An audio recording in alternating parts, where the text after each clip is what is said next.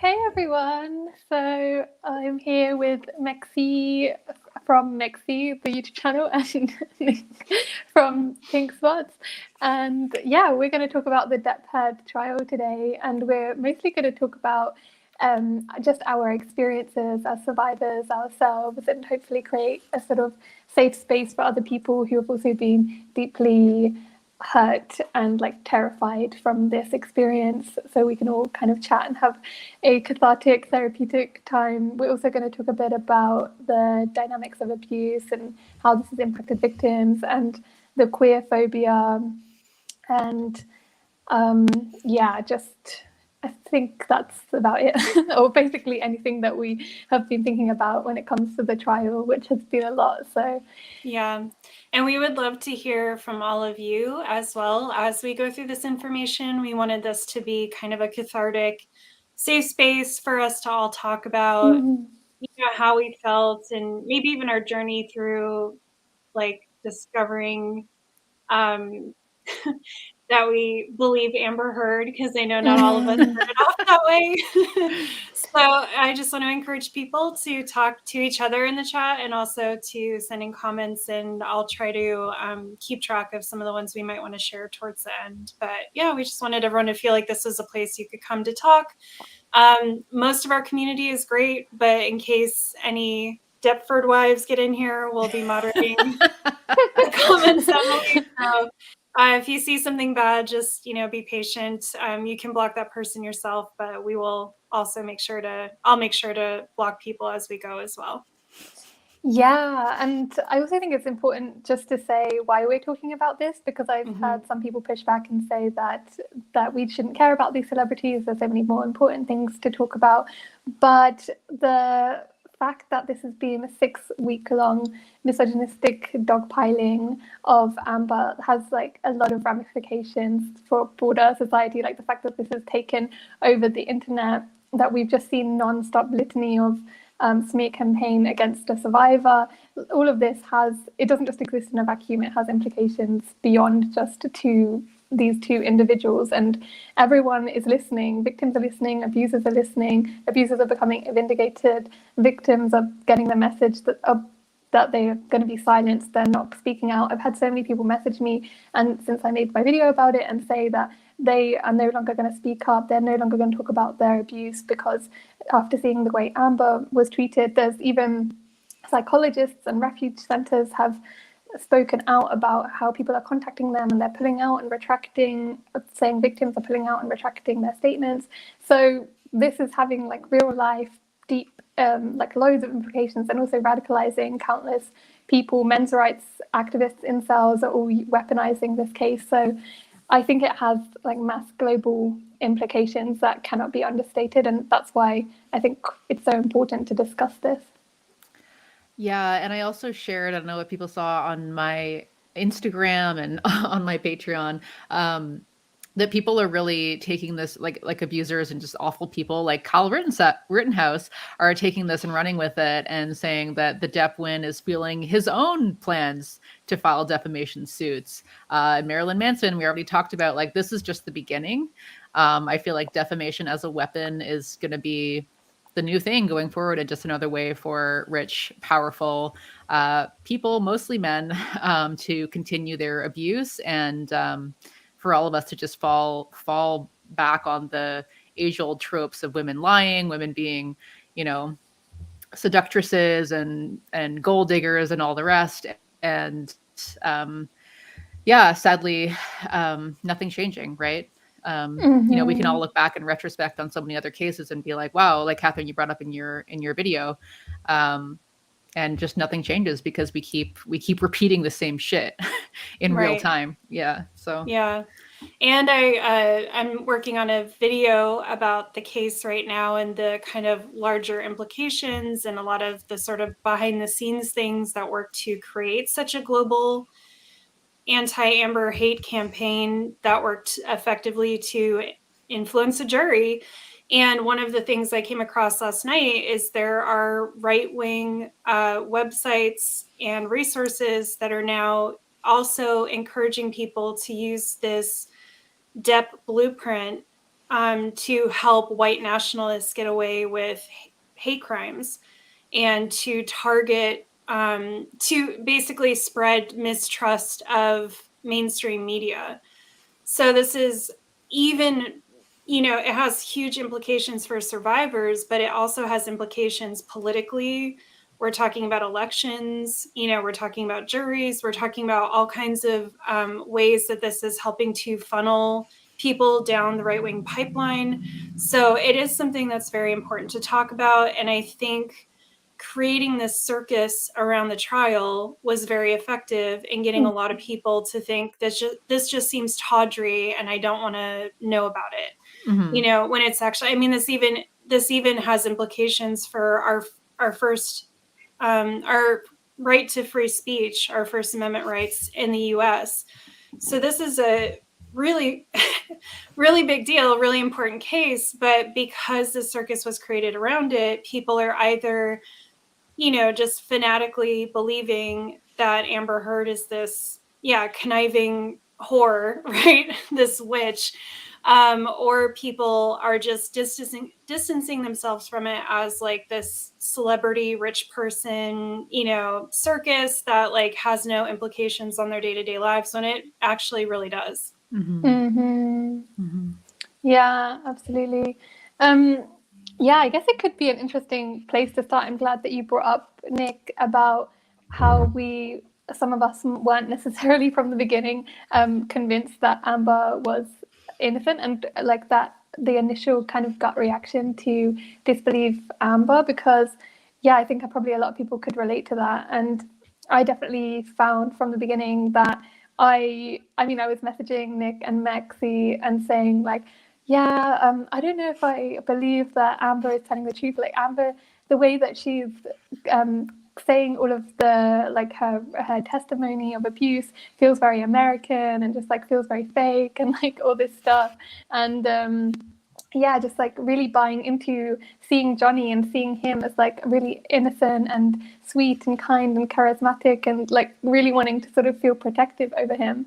And I think so much of that is really down to the conditioning that we've all had our whole lives of empathy and being taught to immediately sympathize with this like poor man. And then also like my own trauma and my own abuse and my own court experience, I think led me to be like, oh, well, I didn't act like that when I was in court talking about my abuser. I had a very different reaction. So why is she acting like this? That's not like how survivors act. And I think a lot of people with privileged identities often assume that the way that we act is the way that everyone universally should act in these situations.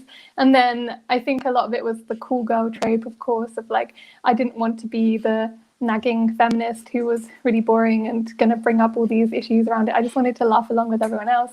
And I think it can also be, like I talked about in my video, just a defense mechanism to try and feel like, I don't want to have to face the fact that so many people have this much vitriol towards the victim. It's too much to handle, it's too much to stomach. I'd much rather just accept that she's actually lying and this whole hate campaign is justified, because it's really painful to acknowledge that people have this much hatred towards a woman for speaking up about her abuse. And so I think also it can be easier to victim blame and just think, oh, well, why didn't she do this? Why didn't she leave? Why she deserved it because she's annoying or she's insufferable, or I listen to the audio tapes and I think, oh well, she's like so annoying in them, so like maybe she deserved it or whatever. I don't think these things are like conscious thoughts, but I think you can subconsciously think these things just to try and feel like you can distance yourself from those things actually happening to yourself as well. Like I think, Nick, you talked about this before on Pink Spots, about this idea of like, if you follow the rules, like if you follow the rules, I can avoid being abused, and like this person was abused because they didn't follow the rules. And and that can make us made me think like victim blaming her. I just wanted to say that I definitely bought into and also there's something about when you're watching, which is why like following the media is so crazy, because I was watching it while simultaneously reading all these comments on the YouTube channel, on the YouTube pages that are like, oh, what a liar, she's faking it. And that immediately shaped how I was going into viewing it. Or if you already see the thumbnail and it's like, this is cringe or whatever it says, then like already my perception was warped to be viewing it in that way. And it was only when I was rewatching it, once I'd actually like more critically been thinking about it, or when I was having conversations with you two and you were making me rethink some of this stuff, that I then was watching it through a new lens. And then I was like, actually, why have I been thinking like this? So yeah, it's crazy how much like groupthink mentality, or I don't know what the psychology is around it, but how that shapes us. Mm-hmm. And I mean, we brought up in the first conversation that we had about this, I think that Ben Shapiro of the Daily Wire spent about $40,000 on anti-Amber propaganda, and so yeah, absolutely. Like I was the same when I initially came across all of this, because that was the lens that I was seeing all of this through. Was that she's a liar? Was that none of this is true? Was that she's the abuser? And she's been masterminding this whole time. And yeah, I mean, like the comments, everything, of course, like this group think, it definitely shapes your perception of what's going on. And I think in the circus, what was really lost was the fact that this was a defamation case. It wasn't a criminal case.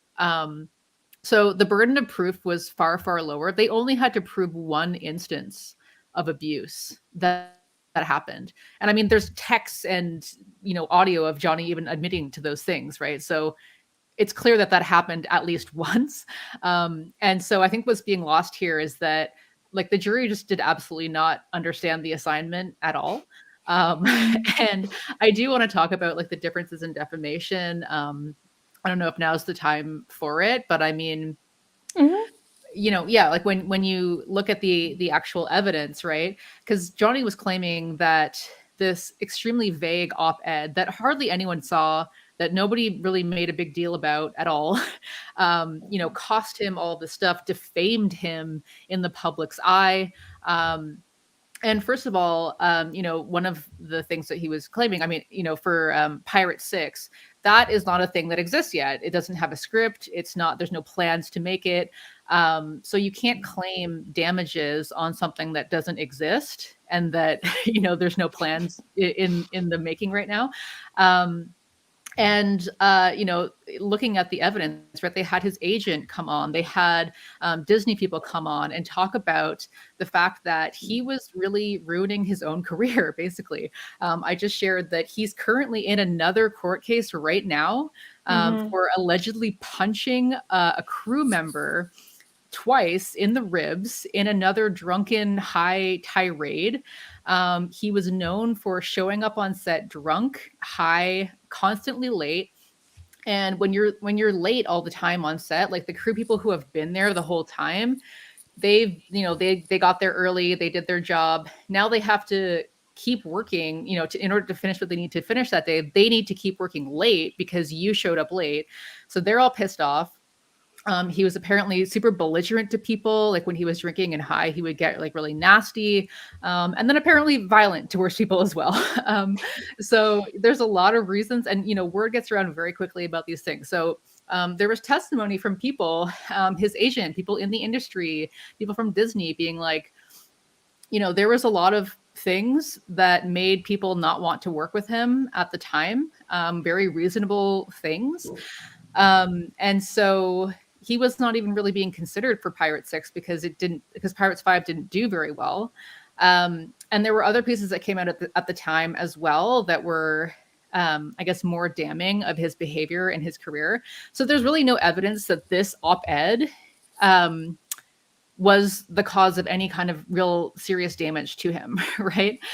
Whereas on the contrary, in terms of Amber, the statements that Waldman made, which was his lawyer, were extremely defamatory, and they brought in social media analysts and experts to show that directly after the Waldman comments, there was a spike of millions of people on the internet just dogpiling Amber, putting hashtags that included Waldman's name. So there was a very clear connection between the statements of his lawyer and the way that Amber was being publicly defamed. And there was also, like, her agent came in and talked about how after that point, she could no longer get any work, even though she had just done an extremely popular film Aquaman 2 or whatever. I haven't seen it, but so that was extremely like a big deal for her career, and she should have really gotten more work after that. Things should have looked up for her after that, and they didn't. And it's largely correlated with this defamation. So even like not only was the evidence of sustained abuse on her side, the evidence for defamation was on her side, which is what this case was supposed to be about. This is supposed to be a defamation case. And again, all they had to prove was one incidence of abuse. And she also took her very vague op-ed. She took that to a top lawyer who they interviewed as well, who gave testimony. She took that to him prior to publishing it to make sure that she in no way could be sued for defamation. And he cleared her, like he gave her advice and cleared the article before putting it out. So I just can't, like, he was not defamed. He was not defamed by this vague op-ed. If anyone was defamed, it was her. And that was the case. That was what the case was supposed to be about. And yet it all just came down to like, no, something's off about her. No, it was a mutually toxic relationship. No, there was, it just, the whole point of it just got completely lost. And yeah, it's just really gross seeing the impact. Even, I'm on social media, I look to see like which of my acquaintances and my friends liked the Johnny Depp I won post. God. And it was so disheartening. It was like all these people that I was like, it was just, but I feel like honestly, people didn't engage with it. They just saw the cringe clips. They were like, oh, they saw the comments, and that's as much as they looked into it.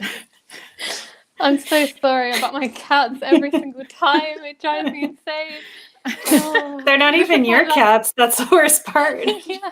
The cats I'm looking after and not getting paid to look after, and they're ruining my life. So. Anyway, I just sorry wanted to interrupt.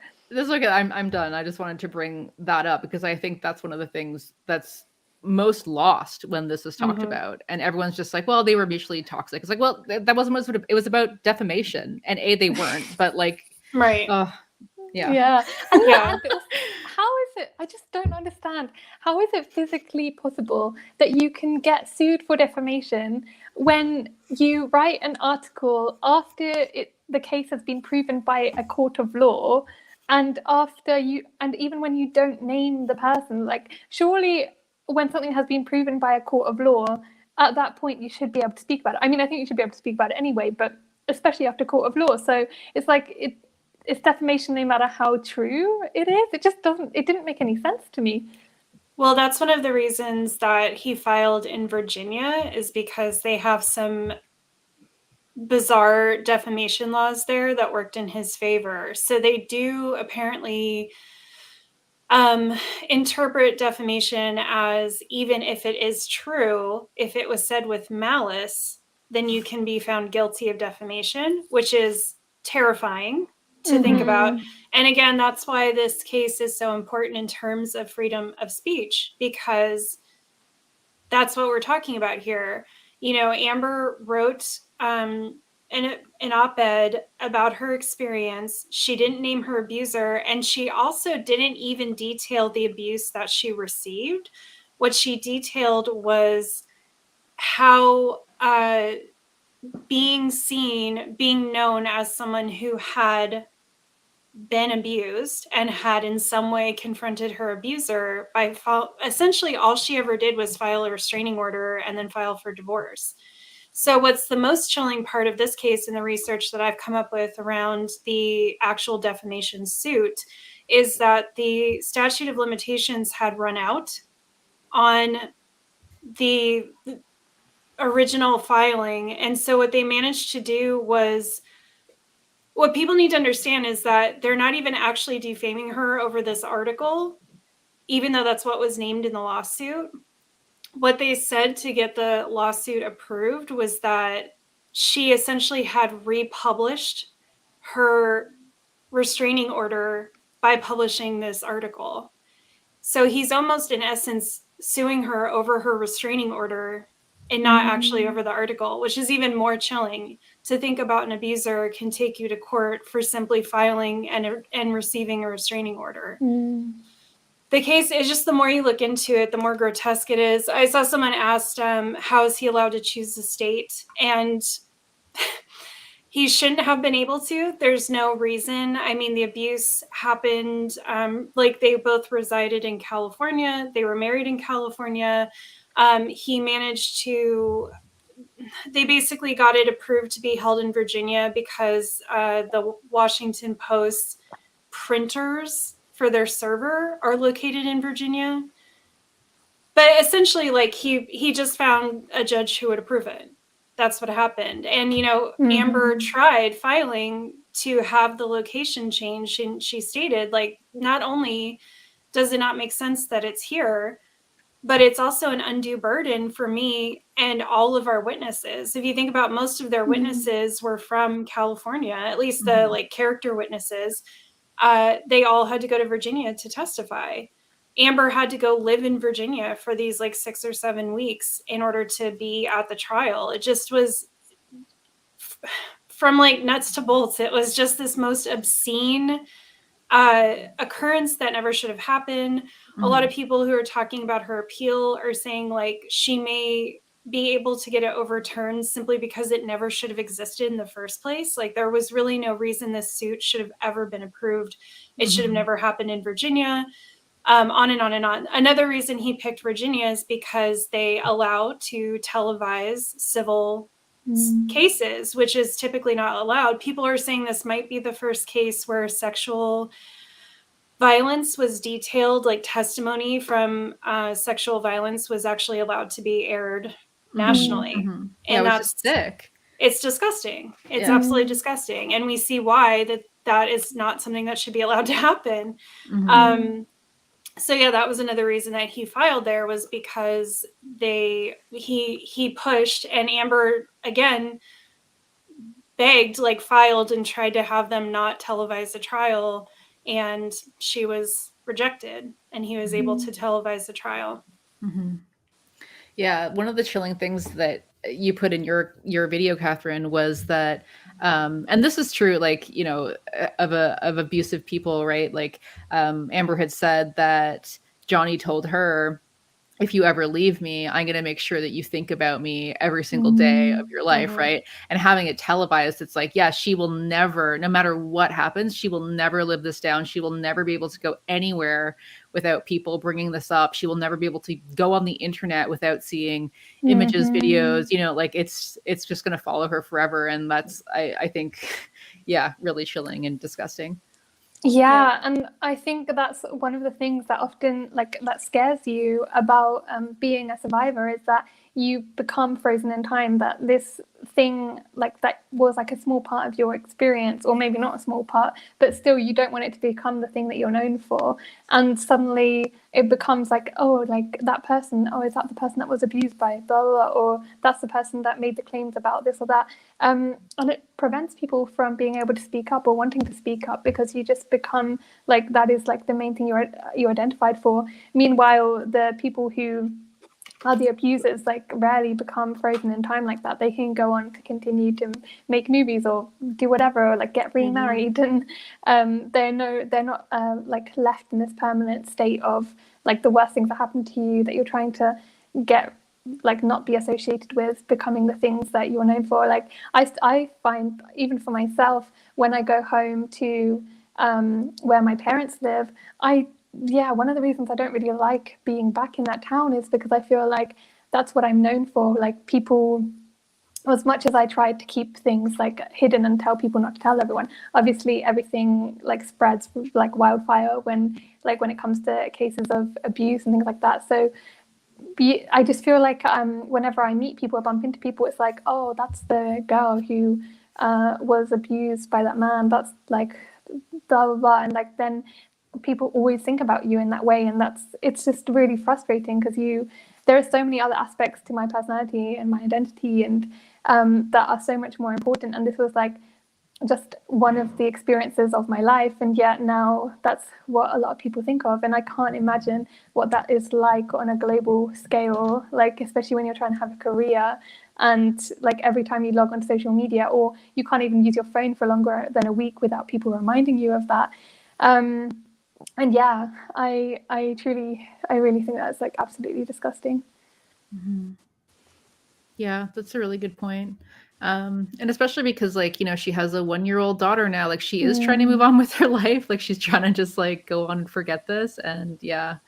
Can we also just mention, because the malice thing, I find this so aggravating as well, like the saying it with malice, and the fact that they determined that Amber had said what she said with malice. It's like, what does that even mean? What are the grounds? What are the grounds for determining whether someone is saying a thing with malice? I mean, it was such a vague comment that she made anyway. But also, like, if you're the victim of abuse, ongoing abuse, and then you're the victim as well of society's just mass humiliation campaign or whatever, how could you even make a comment with about that wouldn't be conceived as this is made with malice? Like, of course you're upset about it, you know? I don't know. It's, yeah, I just find that wild. Yeah, it's absolutely ridiculous. But yeah, I guess we could go on to talk a bit about the dynamics of abuse. And if you are both okay with that. Yeah, so we all loved that Dr. Hughes had a small moment within the trial where she was able to really go on talk about the dynamics of abuse and how the fact, like, how so much of the experience that Amber had was like how a lot of the dynamics of abuse play out. And like, as a side note, I think it's absolutely ridiculous that so little of the trial was actually any experts on domestic abuse or domestic abuse advocates were let into the trial to be able to talk about how these dynamics play out and give people like at least a baseline knowledge of how this stuff happens, because I think like so much of the trial was predicated on whether or not Amber was abused. So surely there should have been more about like giving people an understanding of how this works. But anyway, so just a few of the things that Dr. Hughes mentioned was about revictimization and how the fact that Amber's childhood with her abusive family led her to then be able to be re-victimized. And it's very common, I think they call it repetitive compulsion, for you to end up getting into dynamics in later life that replicate the same abuse that you experienced as a child. And with Amber, with having a heroin addict dad, and I think like who was also physically violent, I loved that line that Dr. Hughes said where she was like, Amber learned that people who love her could also hurt her, and she learned that to kind of normalize that someone can hurt you and still love you. And that's what we saw with Johnny. Like, she was kind of like looking after him and he was hurting her, but she still thought that was love. And I think that, yeah, when you're taught those things as a child, it like runs really deep. And I think it's also really interesting how there was so much emphasis on Johnny and his childhood, and how his childhood led him to, like, his childhood abuse led him to get into this dynamic with Amber, but so little emphasis was placed on how Amber's childhood led her to be in this dynamic with Johnny, which again I think really speaks to this whole empathy thing of how we're taught to sympathize with the stories of men and their like childhood abuse experiences. But if Amber had talked about her childhood experiences, it would probably have been used as ammunition for why Amber is now an abuser, because she was abused. Now she's, I don't know, or would be used as an extra weapon to say, oh, this is why she's crazy, because like her parents were crazy, rather than being used to sympathize with her at all. And maybe also because we kind of like normalize that women are abused so much that maybe it wouldn't have really given people much sympathy. Oof, yep. And I just think, yeah, we have this cultural narrative that every bad man or man who does bad things has some broken little boy inside him. And so we're all always on a quest to find that little boy. You know, one of my favorite bloggers, Captain Awkward, calls this like the Darth Vader boyfriend. You know, it's like, oh, I can see the good in him. And that's like our cultural narrative around men is that there has to be good in them somewhere. And if we can just bring that out, you know, and that's like, instead of saying this person is, regardless of what they've been through, they're causing harm. And, you know, we can talk about restorative justice, transformative justice. Like, I definitely don't think people should just be thrown out. I think we should have mechanisms in place to rehabilitate people. But that's not what we're doing when we're looking for the little lost boy. We're just looking for a way to say that this behavior is acceptable and to justify our turning away from it and turning away from that person's victims and our attraction, frankly, to bad men, you know? I don't feel, I mean, I'm sure Johnny Depp has a base of people who've loved him for a long time, but without being mean, like, I just don't, he's not like a hot celebrity. He's not making good movies. He's not someone who really has even been in the cultural zeitgeist for a while in any relevant sort of way. So I think he is a good example of, like, we are literally just bending over backwards to find some excuse for him to just be how he is. Rather, do you know what I mean? It's not even like he's someone who is like beloved and people just can't wrap their heads around, who's like current, you know, like say like Stephen Colbert or something came out. It would be really hard for a lot of us to be like, whoa, I thought he was one of the good guys, you know? He's current, he's relevant, he's having takes right now that make sense. I feel like this is how I felt about Louis C.K. You know, I felt just so betrayed because I've listened to his comedy and I always thought he was a feminist and spoke out about certain things. But Johnny Depp has always been a violent person. He's always been known as a bad boy. And yes, people have some nostalgia for him, but like, name the last movie that was relevant that people loved that he did. It's at least 10 years old, if not more. So this is more about our society's, you know, just general ability and desire to always be like, we don't need to, you know, like men in general just get a pass that if they're ever bad, there has to be a reason that they're bad. And that reason thereby excuses all of their behavior. It's fine to look for a reason to say, okay, maybe this is the root source of a trauma that needs to be addressed so we can get you to stop hurting people. But that's not what people do. You know, it's like Walter White syndrome. Breaking Bad was supposed to be a critique of this like toxic masculinity and of this sense of male entitlement. And instead he was like this blueprint for guys to think he was super cool because he had a nagging wife and cancer, you know?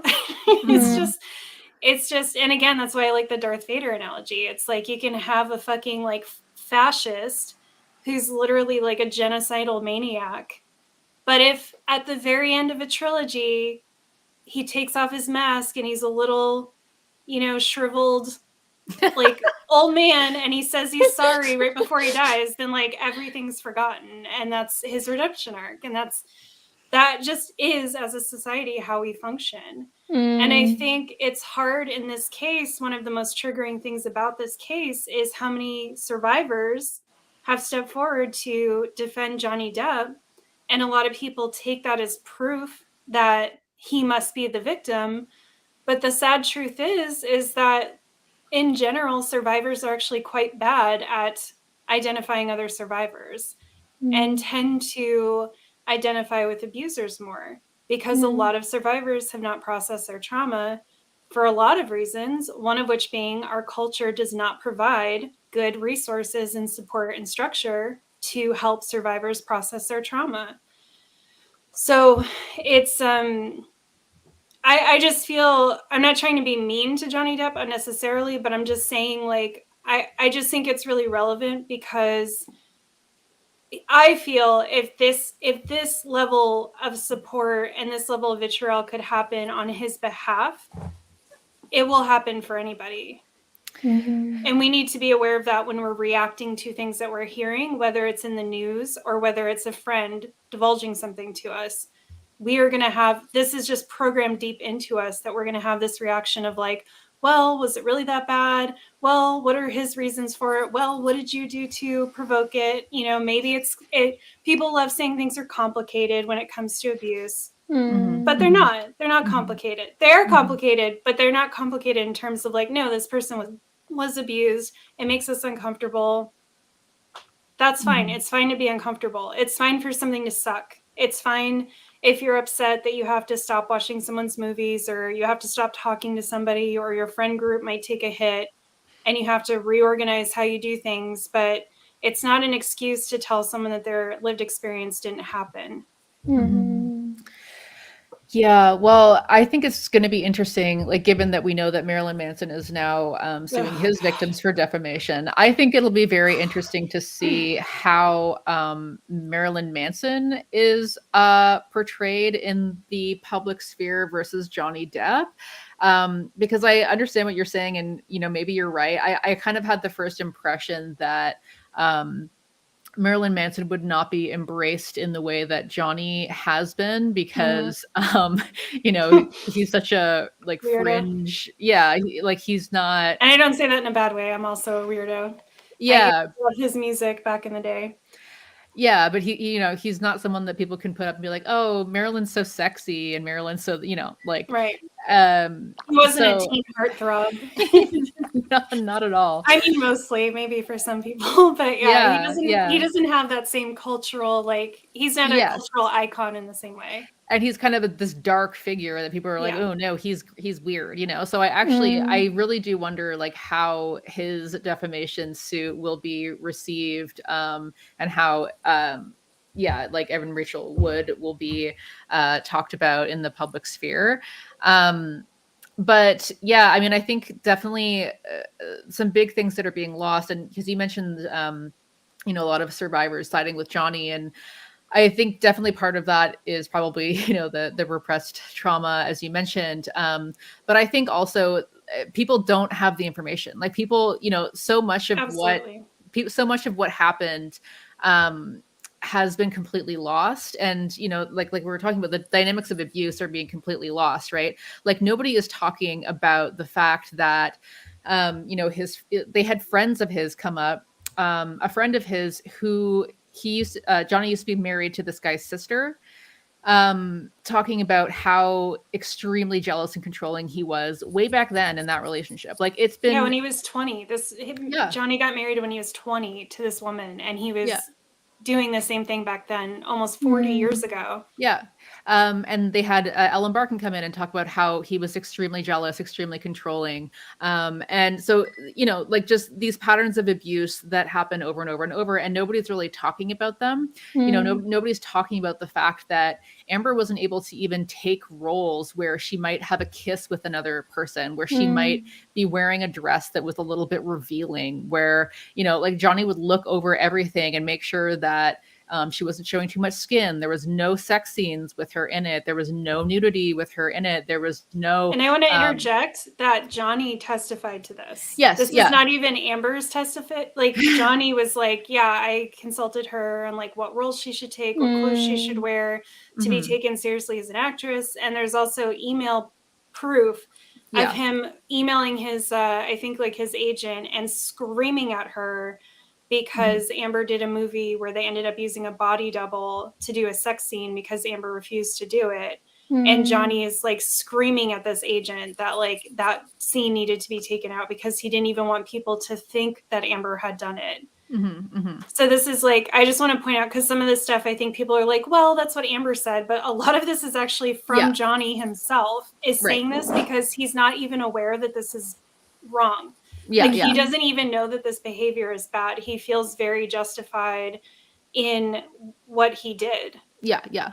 And I mean, and others corroborate that as well, right? So, and nobody's really talking about that and how abusive that is. Like, and how, you know, you brought up Dr. Hughes and, like, the things that were identified as markers of abuse, right? And I think the other psychologist also mentioned this, not Dr. Curry, but the other one, that, you know, jealousy is a huge one, right? And then, you know, we already mentioned property damage, like, all of the things that Johnny has done, right, are huge signs of abuse.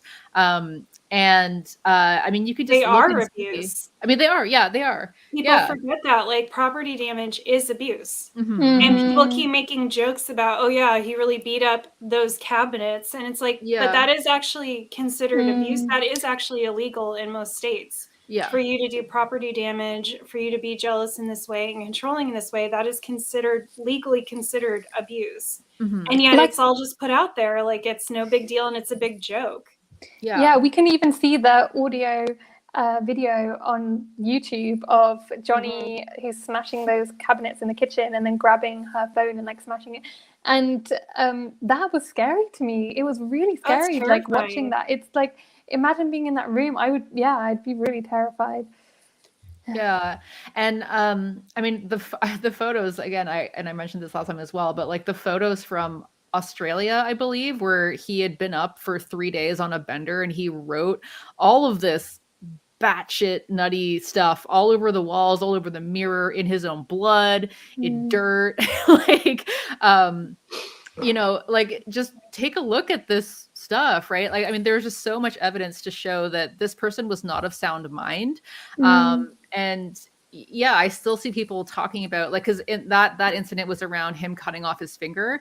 And I still see people being like, well, I just don't believe Amber because she just can't remember the exact timeline of events that happened. Like she can't remember exactly, you know, what happened first, the phone smashing or the finger cutting, right? And they just completely ignore that A, there's text and audio of him saying that he cut his own finger off. B, look at these photographs. Like, do you think this man was of sound mind? You're going to take his recollection of what happened on that evening versus hers just because she can't remember the exact sequence of events. Like, he was so out of it that he wrote all over the walls incomprehensible babble. There's like misogynistic babble about her being a slut. He literally calls her Easy Amber and all this other stuff. And even again in his own testimony at the trial, he's saying, I had to write some truths for her to see. And it's like, so even in his own testimony in the trial, he is standing by his statements that she was a slut and that it made sense for him to write that stuff in his own blood. Yeah. So anyway, it's like, and the point is moot anyway, because there's there's text and audio of him saying that he cut his own finger off. But yeah, just the fact that people are like, oh yeah, I just don't believe Amber. It's like, this man he was on a constant bender. Like, you believe what he's saying. She also said that incident was over 72 hours. He was abusing her for 3 days.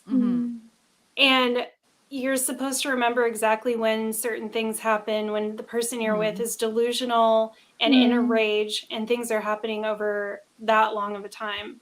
Yeah. It just isn't how the human brain works. Right. And it's so unfair. And the biggest thing that shows that people don't even actually believe what they're saying is that if you watch Johnny Depp's testimony, he has no fucking idea what he's talking about.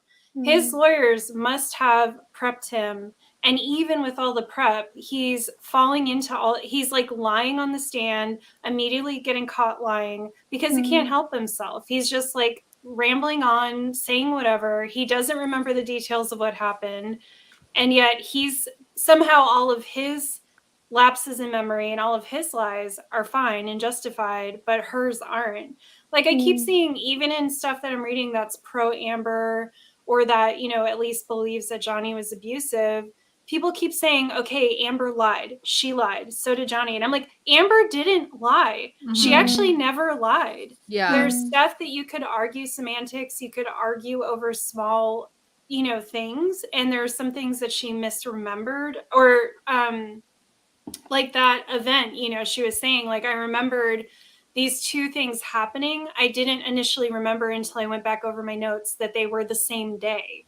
So it's stuff like that. It's the makeup kit. Don't even get me started about the fucking makeup kit. You know, people want to say like, oh yeah, see, she's caught in all these lies. And I'm like, but those aren't lies. Those are very normal things for an abuse victim to not fully have together, because it's just, again, not how your brain works. Your brain doesn't remember every single detail in chronological order. She even said, like, she thought an incident happened later and then realized afterwards that it happened earlier in the relationship. And she was like, I think in my mind, I just wanted to believe that we had more time before the abuse started. Mm-hmm. And so and I've done that 100 times, you just have this sense of like, oh, things were good for this long, or, something lasted this amount of time. And then you check your calendar or however you stumble across the detail, and you're like, oh my God, I just had a completely wrong perception of when this happened. It's normal for that to happen. So, and I would give the same grace to Johnny Depp, if he's talking about instances of abuse and some of those details are a little foggy, but the main narrative is supported by evidence and makes sense, then, fine. But he's getting caught up in straight up lies. Like, I never said that. And then they'll pull up a text of him saying that. And then he just shrugs his shoulders. He doesn't care. He's not even like, oh, I was just caught in a lie. He's just like, well, that was a text that was supposed to stay private. And then his fans are like, he's so clever, he's so funny, and like he's just destroying Amber Heard's lawyer. And and then she's like, oh yeah, like I thought those two things happened on different days, turns out they happened on the same day, which I corrected as soon as I reviewed my notes and found that out. And the lawyers, everyone's like, see, she's a fucking liar. And it's just not a fair reading of what's like. All the people who are like, I watched the trial and I even believed her. First of all, those people are almost definitely bots.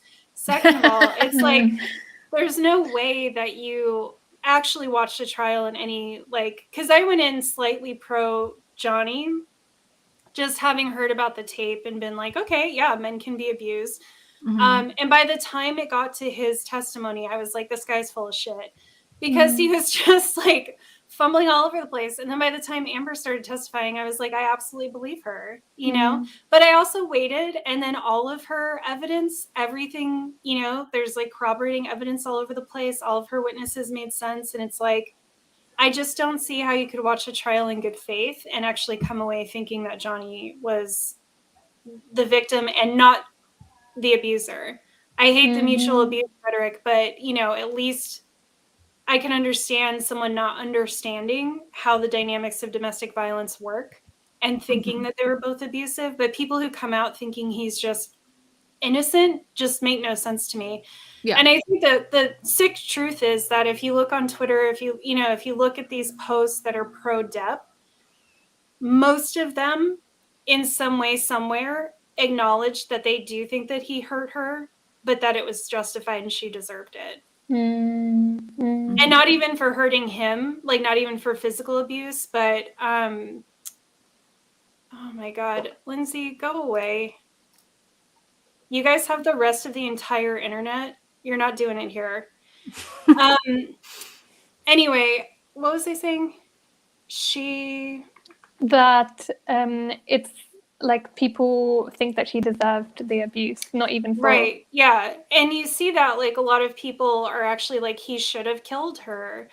And yeah, and it wasn't, a lot of people are not even saying that she deserved the abuse, like she hit him and so he hit her back. They're saying she deserved the abuse for being a shrew, for being a nag, for being annoying, for cheating on him. This is another one. The whole cheating narrative. I want to be very clear. If someone cheats on you, cheating can be used as a way to abuse someone. And I don't want to minimize that. But cheating is also not a reason to physically attack somebody or to rape them. I can't believe I have to say that in 2022, but here we are. It's not an excuse to do physical violence to someone. And also any claims, people want to focus on this video of her and James Franco in the elevator.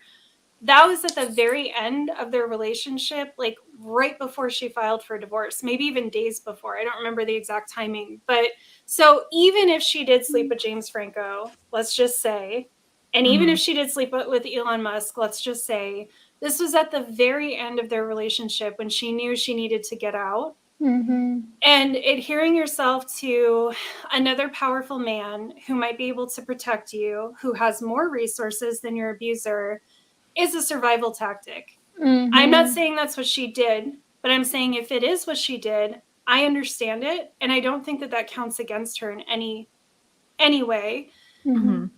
And also I'm saying that even if people believe that like her cheating was cause for him to abuse her, which is fucking disturbing. the claims of the claims of cheating are only like at the very end, right before she filed for divorce. So what is the excuse the rest of the time? Yeah. Also, there's evidence that Johnny cheated on her. Yeah. There's hard evidence he did cheat on her. Yeah, he did cheat on her. So, but like that's okay. Twice, so Yeah. And I just think too, my last comment, I know I'm talking a lot. That's fine. I think like another big part of this kind of way that we view men, that's a problem, and that's feeding into this perception of Johnny Depp, is that it's romantic for a man to be jealous. Mm-hmm. You know, it's romantic for him to be so passionate and want you to himself and to like be protecting you and want you to be home all the time. And I think that's really feeding into this as well. I think a lot of people are like, well, what's the problem? He was really wealthy.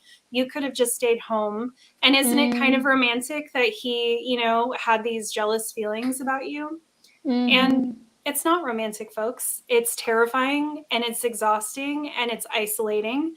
And I will say a big pattern for Johnny is for him to hook up with actresses, knowing that they want to be actresses, and then belittling them, right? And wanting them to stop their careers for him. Amber, he literally met Amber because he hired her to work on a movie, his movie, and she wanted to be an actress very badly. She was working extremely hard to be an actress, and he tried to take that away from her, and nobody seems to be commenting on that. Everyone calls her a freeloader. Everyone calls her a gold digger. Everyone says she got with him to advance her career, which clearly didn't work. And no one seems to see that this behavior is disturbing and it's not romantic. Yeah, like in any other context, when you're like in a, say you're the fresh intern, 21-year-old fresh intern, and the CEO of the company who's like double your age, or the president of the United States. Yeah, we're like, we can see the dynamic there, but, or a lot of the time people still can't. But when it comes to this situation, it's like, oh no, Johnny is like really attractive and it's romantic, and so yeah, they can't possibly see that she was the one that was the victim in this situation. It is just unbelievable to me that he has so much more power, so much more wealth, such an age difference, life experience difference, etc. And yeah, it's still seen that she's the one that's like conniving, concocted this whole conspiracy of abuse. It's unbelievable. But yeah, going back to this whole thing of like our notions of what a real abuser is, I think it's also, yeah, not only have we had this like highly romanticized view of like jealousy, possessiveness and things like that, but I think we have such a racialized view of what a real abuser is like, and a classist view of a real abuser, and that it's only like the domain of brutes and beasts, and everyone can suss out an abuser from far away, and they're these like evil, inherently evil people lurking in the bushes, and we know what they look like, and blah blah blah blah. And interestingly, it seems that Johnny even has that view of abusers, not surprisingly, because when I was watching the video on YouTube where Johnny is defending Roman Polanski, he actually says, not only does he say, oh, he's not an abuser, which he's a child rapist, he's definitely an abuser, but he also says, well, it's clear that he isn't an abuser because, I mean, he's like an older man, he's not like out on the streets, so he makes some sort of comment like that. And I think that was so indicative to me that like, oh, okay, so like Johnny really has this image, or he's playing into this narrative that, yeah, the abusers is a domain of like these rough people on the streets that are going to grab you from behind or like whatever. And when we know from the statistics that the majority of abuse does not happen like that, it's by people you know, it's by people you love. But yeah, it's such a red flag when a man doesn't understand that, like, okay, yeah, he's like an old man, he has a family. Johnny said, oh, he has a kid and he has a wife, and blah, blah, blah. That man can't then still be abusive. Of course. But anyway, I think as a culture, we have been fed like the image of the refugee rapist, the Muslim predator, the working class brute or whatever. And then if we see someone who's charming and likable and attractive, it's like, oh, they can't possibly be an abuser. Or if they were abusive, it's like romanticized, it's romantic and whatever. And yeah, and like this whole conversation is like deeply damaging. I think it has like massively terrible like implications for how like our culture is now thinking about abuse after seeing this like narrative on such a global scale, because it completely depoliticizes the conversation, because it just makes abuse out to be like the domain of like individual evil, inherently evil people. There's nothing we can do about it, rather than it being this systemic patriarchal issue that is deeply ingrained in the majority of men to be conditioned to want to dominate, control, and be violent towards women. And that like no matter how charismatic and likable and talented a person can be, a man can be, he's still often deeply conditioned with these proclivities. And so I think it's really damaging that this whole trial has reinvigorated this whole narrative of what like a real abuser is like, because it's also like really gaslighting, because a lot of victims like myself, I with my abuser always invalidated my own experience, because I was like, oh, he's not like this textbook villain, he's very likable, he can't be an abuser because he's also nice, he's also got these other characteristics that are good. And so a lot of us end up not speaking up or invalidating our own experiences, because we don't, like, the people that are abusing us aren't like these images that we're constantly fed, and then we know that we're not going to be believed as a result, and then we're also telling ourselves, oh, it can't really be abuse because a real abuser is X, Y, or Z.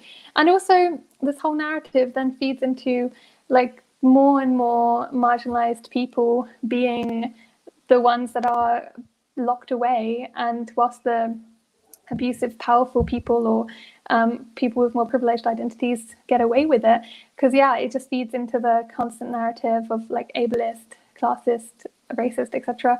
narrative of like what an abuser is like, which then leads them to be more likely to be incarcerated. And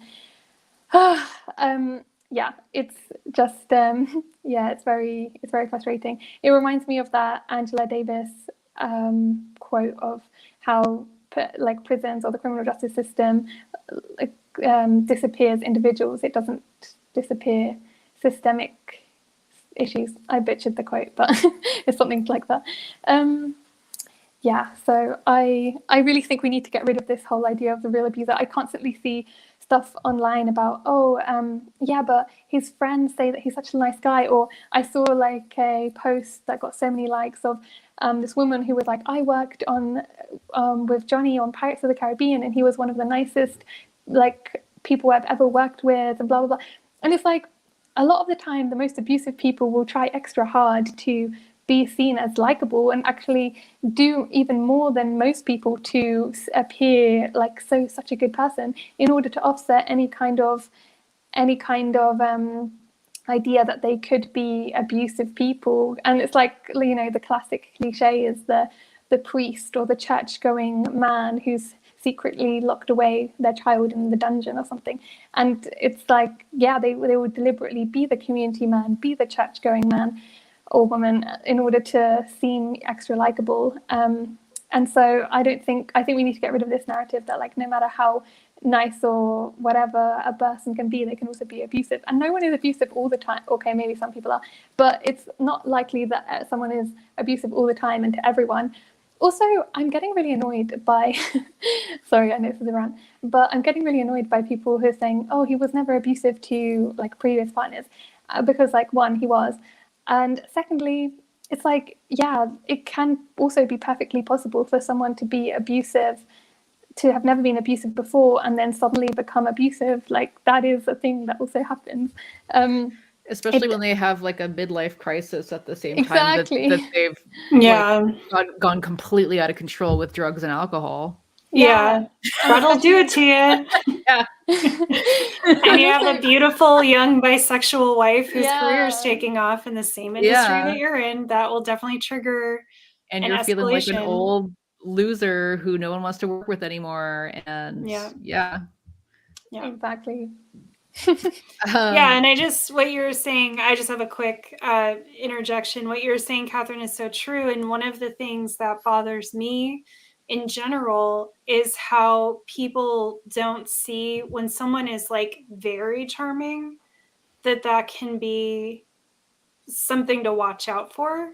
You know, we kind of talked about this on the podcast, but with Johnny coming, just with all of Amber's family and all of Amber's friends, just coming on so strong, lavishing them with gifts, you know, being like brother, you know, like calling people in and making them feel like part of his community right away.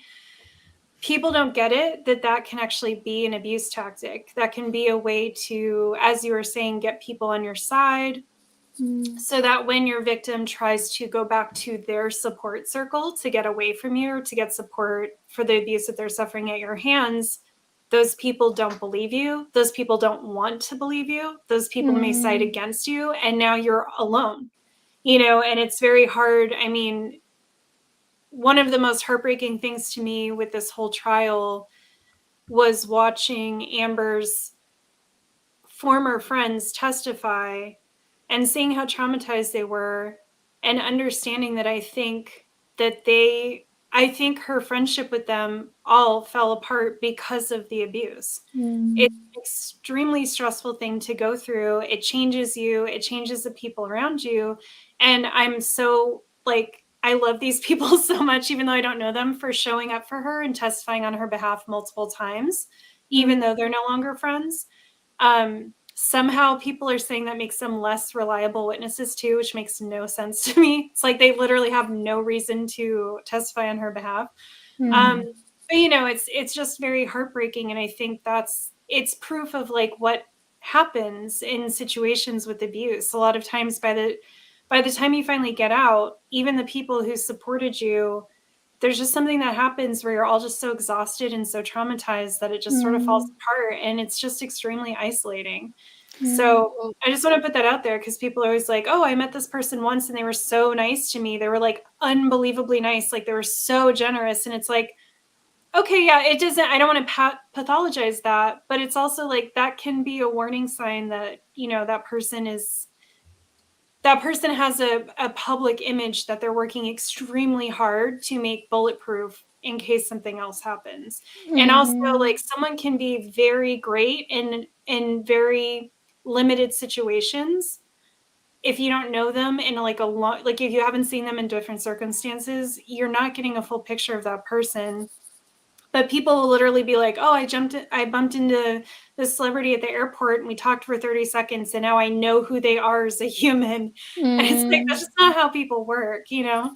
Whether good or bad, you know, you hear that too. People are like, this person was so rude to me. And it's like, they're a bad person. And it's like, you don't know what was going on in their day. And you're just some random person who ran up to them. Like, you can't talk about their character from a quick interaction.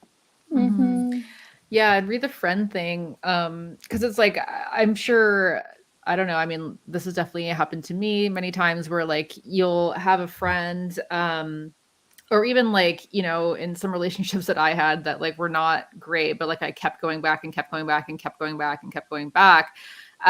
You know, like the dynamic that happens between friends is that like, yeah, if someone is telling you all the time about like, or you know that this person is horrible and this person is being, you know, that your friend is being hurt and they keep going back, they keep going back, they keep going back.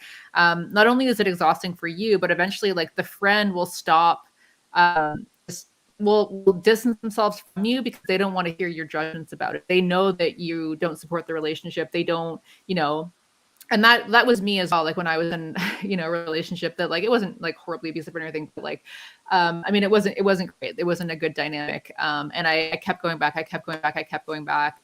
And eventually, yeah, I would just distance myself from the people who would judge me for that, or I just wouldn't tell them anything about it. I would just like keep seeing this person in secret and just wouldn't tell them anything about it, right? So it makes sense that like over time that erodes your friendships, right? But I just wanted to read these few tweets that Kara shared. Actually, they aren't from her, but she shared them. Kara, we had on the last stream, because yeah, you'll hear this. We talked about the mutual abuse thing on the last podcast, so I don't want to go into it too much. But I think that's one of the things, like probably the best case scenario is that people who haven't really engaged with the trial that much will say that well, they were both toxic, they were both abusive, they both lied, and blah blah blah. But we just want to hammer home the idea, like the dynamics of abuse are not such that that mutual abuse really usually happens. And if you look at the evidence of this trial, there was ongoing and sustained, and that's what one of the psychologists said as well, that when we're talking about abuse, we're not just talking about like a few incidents of maybe some physical violence or words or whatever. Like it's an ongoing, sustained pattern of abuse that is done over a long period of time to maintain control in a relationship. And we see that the evidence shows very strongly that happened in terms of Johnny Depp. And then there were obviously incidents where Amber did hit back, where she did, say verbally nasty things to Johnny and whatever. But we really can't equate that with like the ongoing sustained pattern of abuse. So I just want to read these few things. So someone says, survivors sometimes provoke attack they feel is coming anyway as a way to have some control over when, how, and how severe it will be. Quote, well, I knew it was coming, so I wanted to get it over with before my sister's wedding so he wouldn't make a scene, end quote. It's part of an elaborate safety plan that unless you've been up close and personal with, it's very difficult to see and understand. Mm-hmm. Some victims of abuse are diagnosed with personality disorders while in toxic relationships, but when they leave those relationships, they don't show any signs of it. We sometimes pathologize, or we sometimes accidentally pathologize reactionary behaviors, which can be a disservice to the victim. And that's relevant. We're going to talk about the ableism soon, I believe, but that's relevant because, the Dr. Curry said that Amber had borderline personality disorder, which none of her other practitioners had ever diagnosed her with. None of her psychologists or psychiatrists had ever brought that forward. But I also did want to say that if she did have borderline personality and have traits like borderline traits, Dr. Curry was saying that like one of the things that would be really triggering is somebody basically just like pulling away from you and threatening to leave, or like you're in that, like having those traits, I think you are much more vulnerable to abuse. And the fact that he would always like go on these benders, just leave for weeks on end, she would never know where he was, right? Like these are all very triggering things to someone who would have that personality. And I'm not even saying that she has it, but even if she did, I mean, I feel like that would be even more evidence, or like more that would show even more like how devastating the dynamic with Johnny was, and why she would be so desperate to stay in that relationship, even though she was being hurt so much. And the last one is abusers are not just antisocial weirdos. They're often popular, which helps them delegitimize their victims.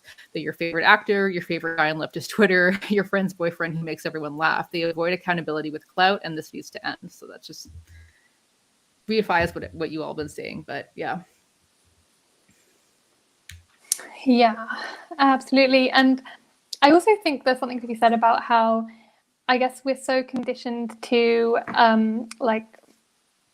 think that mediocre men are like the most amazing beings in the world, that I think like even the most mediocre characteristics can be taken as these like incredible like evidence of how incredible they are. Like the amount of clips that I've seen on YouTube of Johnny is so funny, Johnny is so like nice, look, he's picking up a pen or whatever for Camille, or like what a chivalrous man, and blah blah blah blah, and all of these things. It's like the most mediocre characteristics are taken as like, oh, this is such an incredible like person that this is. So I think we're also just so deeply conditioned to just pounce on any like possible good characteristics, and then also like any slight character flaws, even no matter how minuscule, that a woman possesses, it's like then immediately taken as like the worst possible thing ever. I also wanted to mention that I think like a lot of people were taking the fact that Johnny, there are like clips of Johnny leaving the room as evidence that Amber was abusive because Amber was following him. Why would Amber follow him if she was the abuser, etc., if she was the one being the victim in the situation? But I think, Nicole, I don't know if you want to speak on this, because you were the one that made me aware of this, just of the fact that, like, because there is that dynamic of an abuser like always leaving when and never being there to be accountable to someone who's like after they've done the damage, then of course it makes sense that she would want to leave in that situation. She wouldn't want him to leave? Yeah. There's a few dynamics at play. So one is a method of abuse is to pull your love away from someone when they say or do something you don't like. So we heard from Johnny himself that he would often want to leave if she started to get on his case about how much he was drinking, if he had his, as Rottenborn calls them, his drug friends over. Just such a funny, like, boomer thing to say. Your drug friend, Paul Bettany. But yeah, if he would have like Paul Bettany or Marilyn Manson or whoever else he would like typically do copious amounts of drugs with, she would get upset, and he would use this as justification to leave. And just, whenever they would get into some kind of argument, if he got mad, whether, not even to put onus on whoever started the fight or what happened, but it seemed to be a pattern that anytime they would get into any kind of argument, and you can hear this on a lot of the audio tapes, that he will try to leave, and she will be trying to resolve the argument, and then, he wants to go. So that is a way to train someone that if you say something I don't like, if you confront me on my behavior, if you try to have a conversation about a relationship, and, I do believe that maybe Amber didn't have good communication skills and that she wasn't able to navigate conversations in general and conflict in general, maybe in the healthiest way. I think that's probably true. Again, she was 23 when they got together. She was still extremely young, and she had been abused her entire childhood and still had a relationship with both of her parents who stayed together, even though her father abused her mom. So there's, as someone who's had to do a lot of work on my own communication skills and interpersonal relationships, I think it's quite likely that she was probably panicky or clingy or maybe got angry too quickly or whatever. But we also have to understand, and you can hear it on the tapes, she's dealing with someone who half the time isn't in his right mind, who's jealous and accusing her of things, and who's pulling his love away from her anytime she tries to say, you're hurting me, or we need to work on something.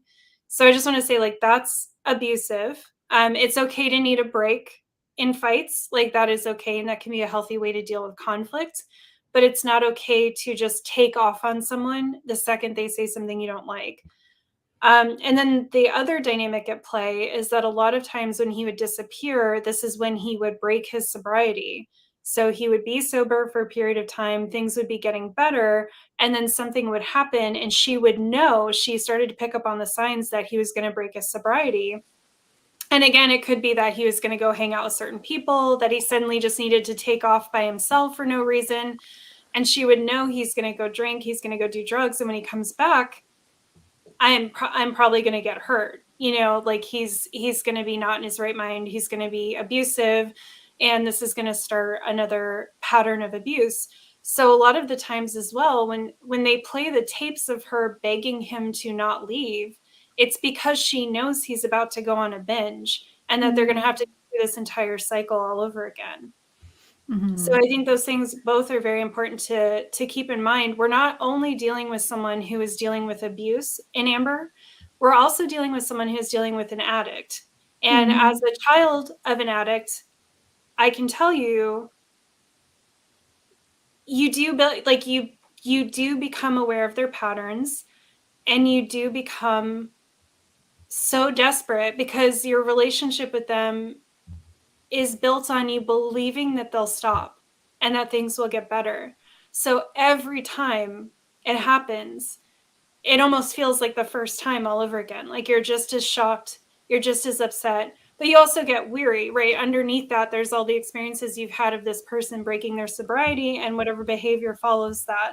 So you just, you know, part of like, this is kind of like a soft, this is like my opinion, but as someone who was raised by an alcoholic, like some of the stuff she said to him, some of the mean stuff she said that's being held against her, I get it.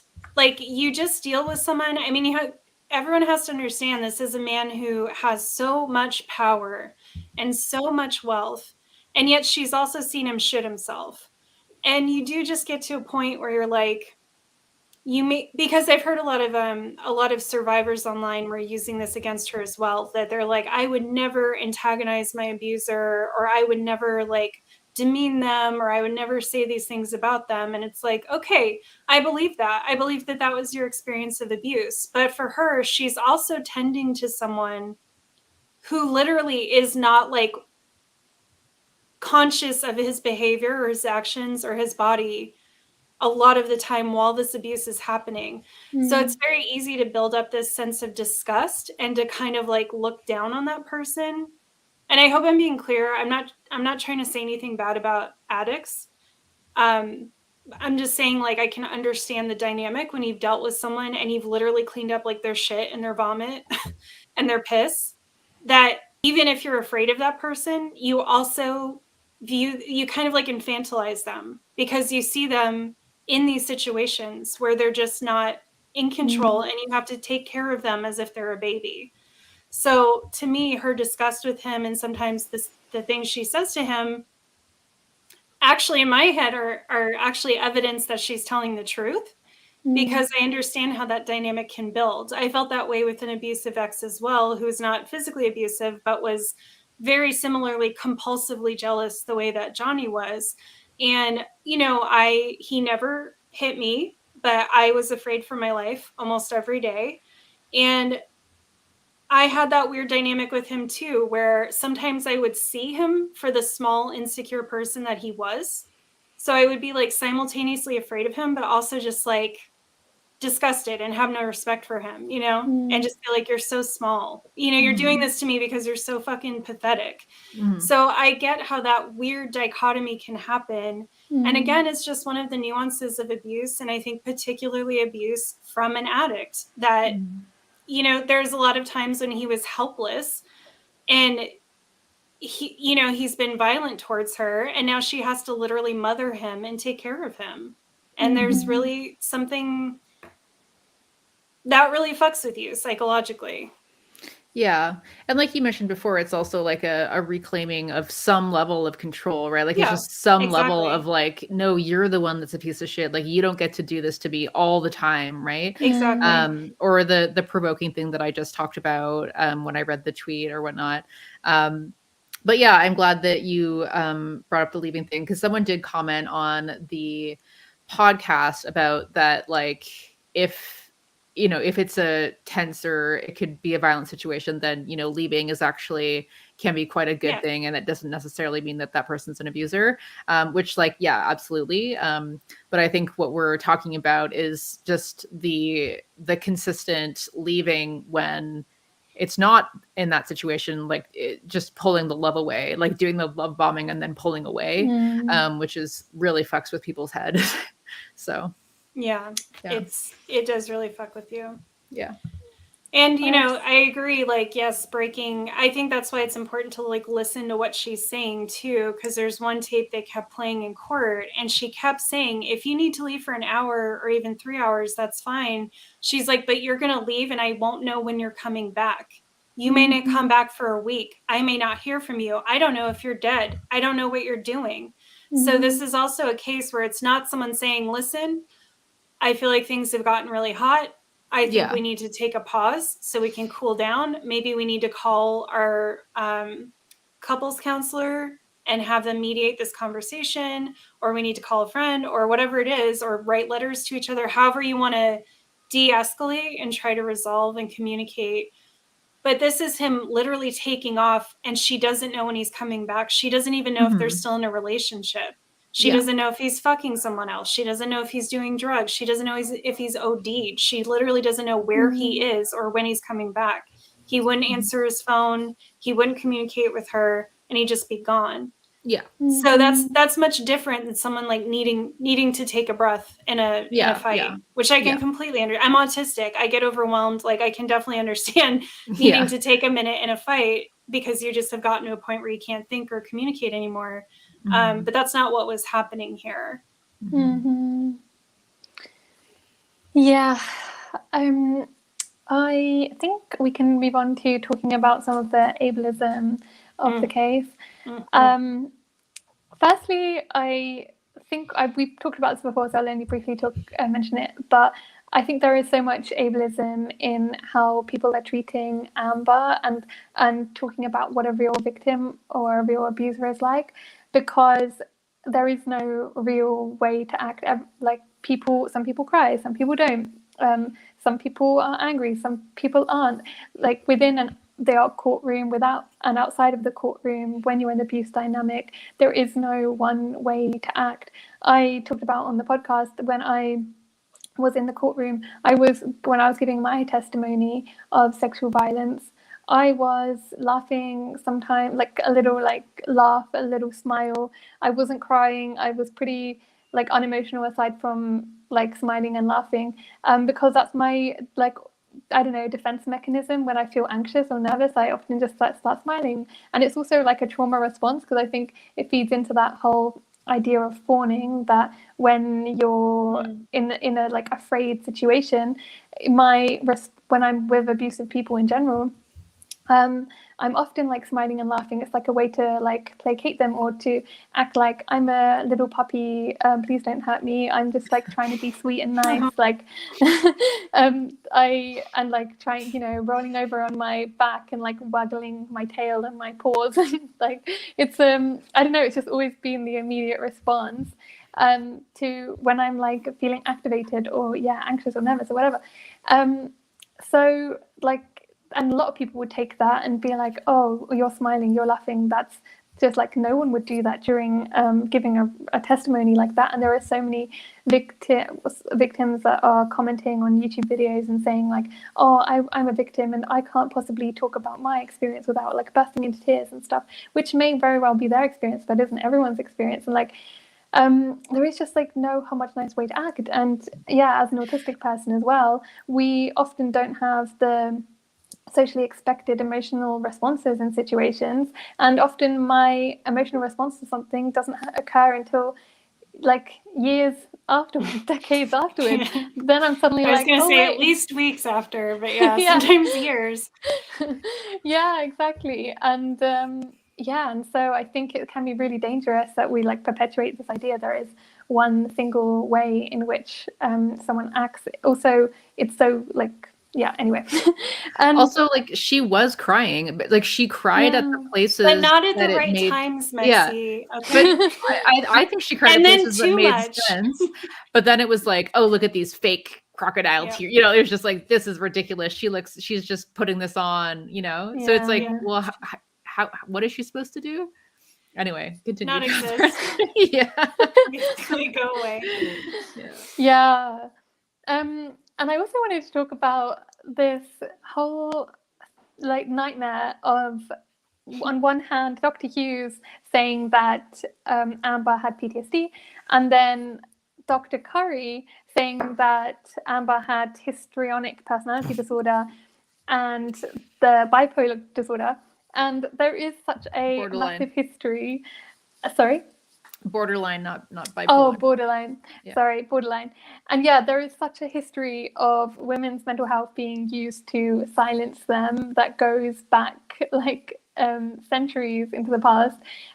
When it comes to the history of histrionic personality disorder, I wrote down some stuff that I read earlier. Apparently, in the 5th century BC, Hippocrates was first to coin the term hysteria, which he said was wandering womb came about from a wandering womb, and believed that sexual activity increase was needed in order to solve the situation, but obviously only within like the bounds of like marital norms, like within your marriage. And then in 200 AD, it was still believed that more sex was needed. And like throughout history, it seemed to be like more sex was the way to solve hysteria.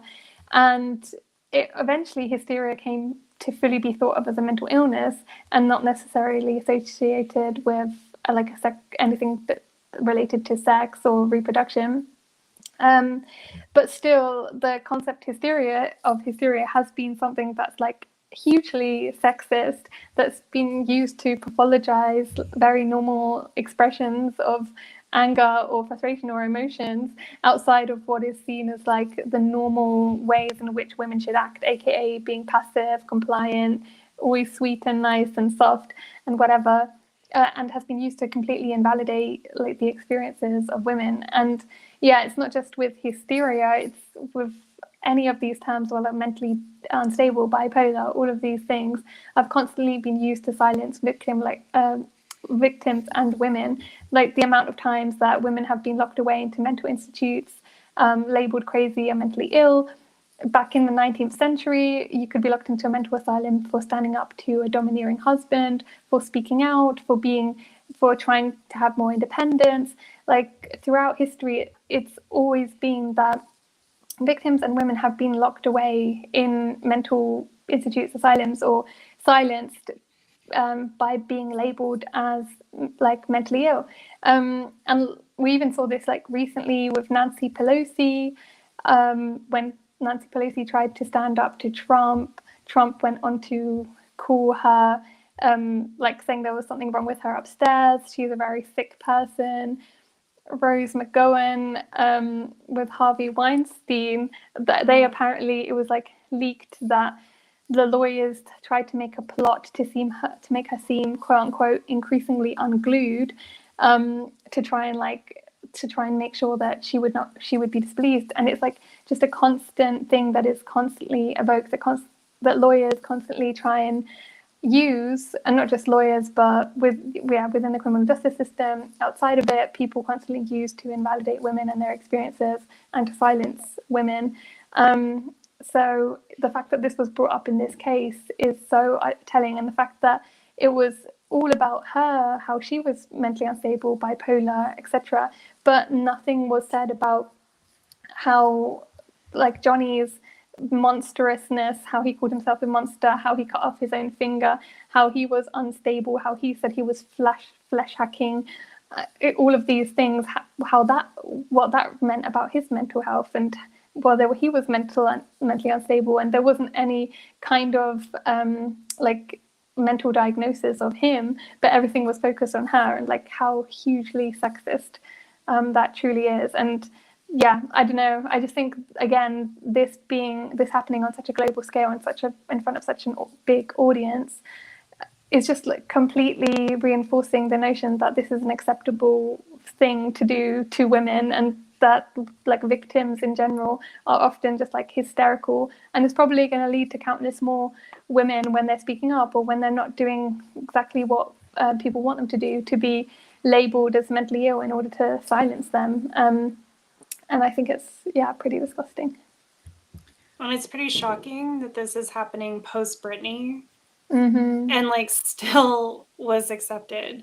Although, to be fair, there is a lot of pro Amber support rising online. I think the bots have been, I think they're not like astroturfing anymore now that the trial's over. So it seems like pro Amber sentiment is allowed to like be more visible now.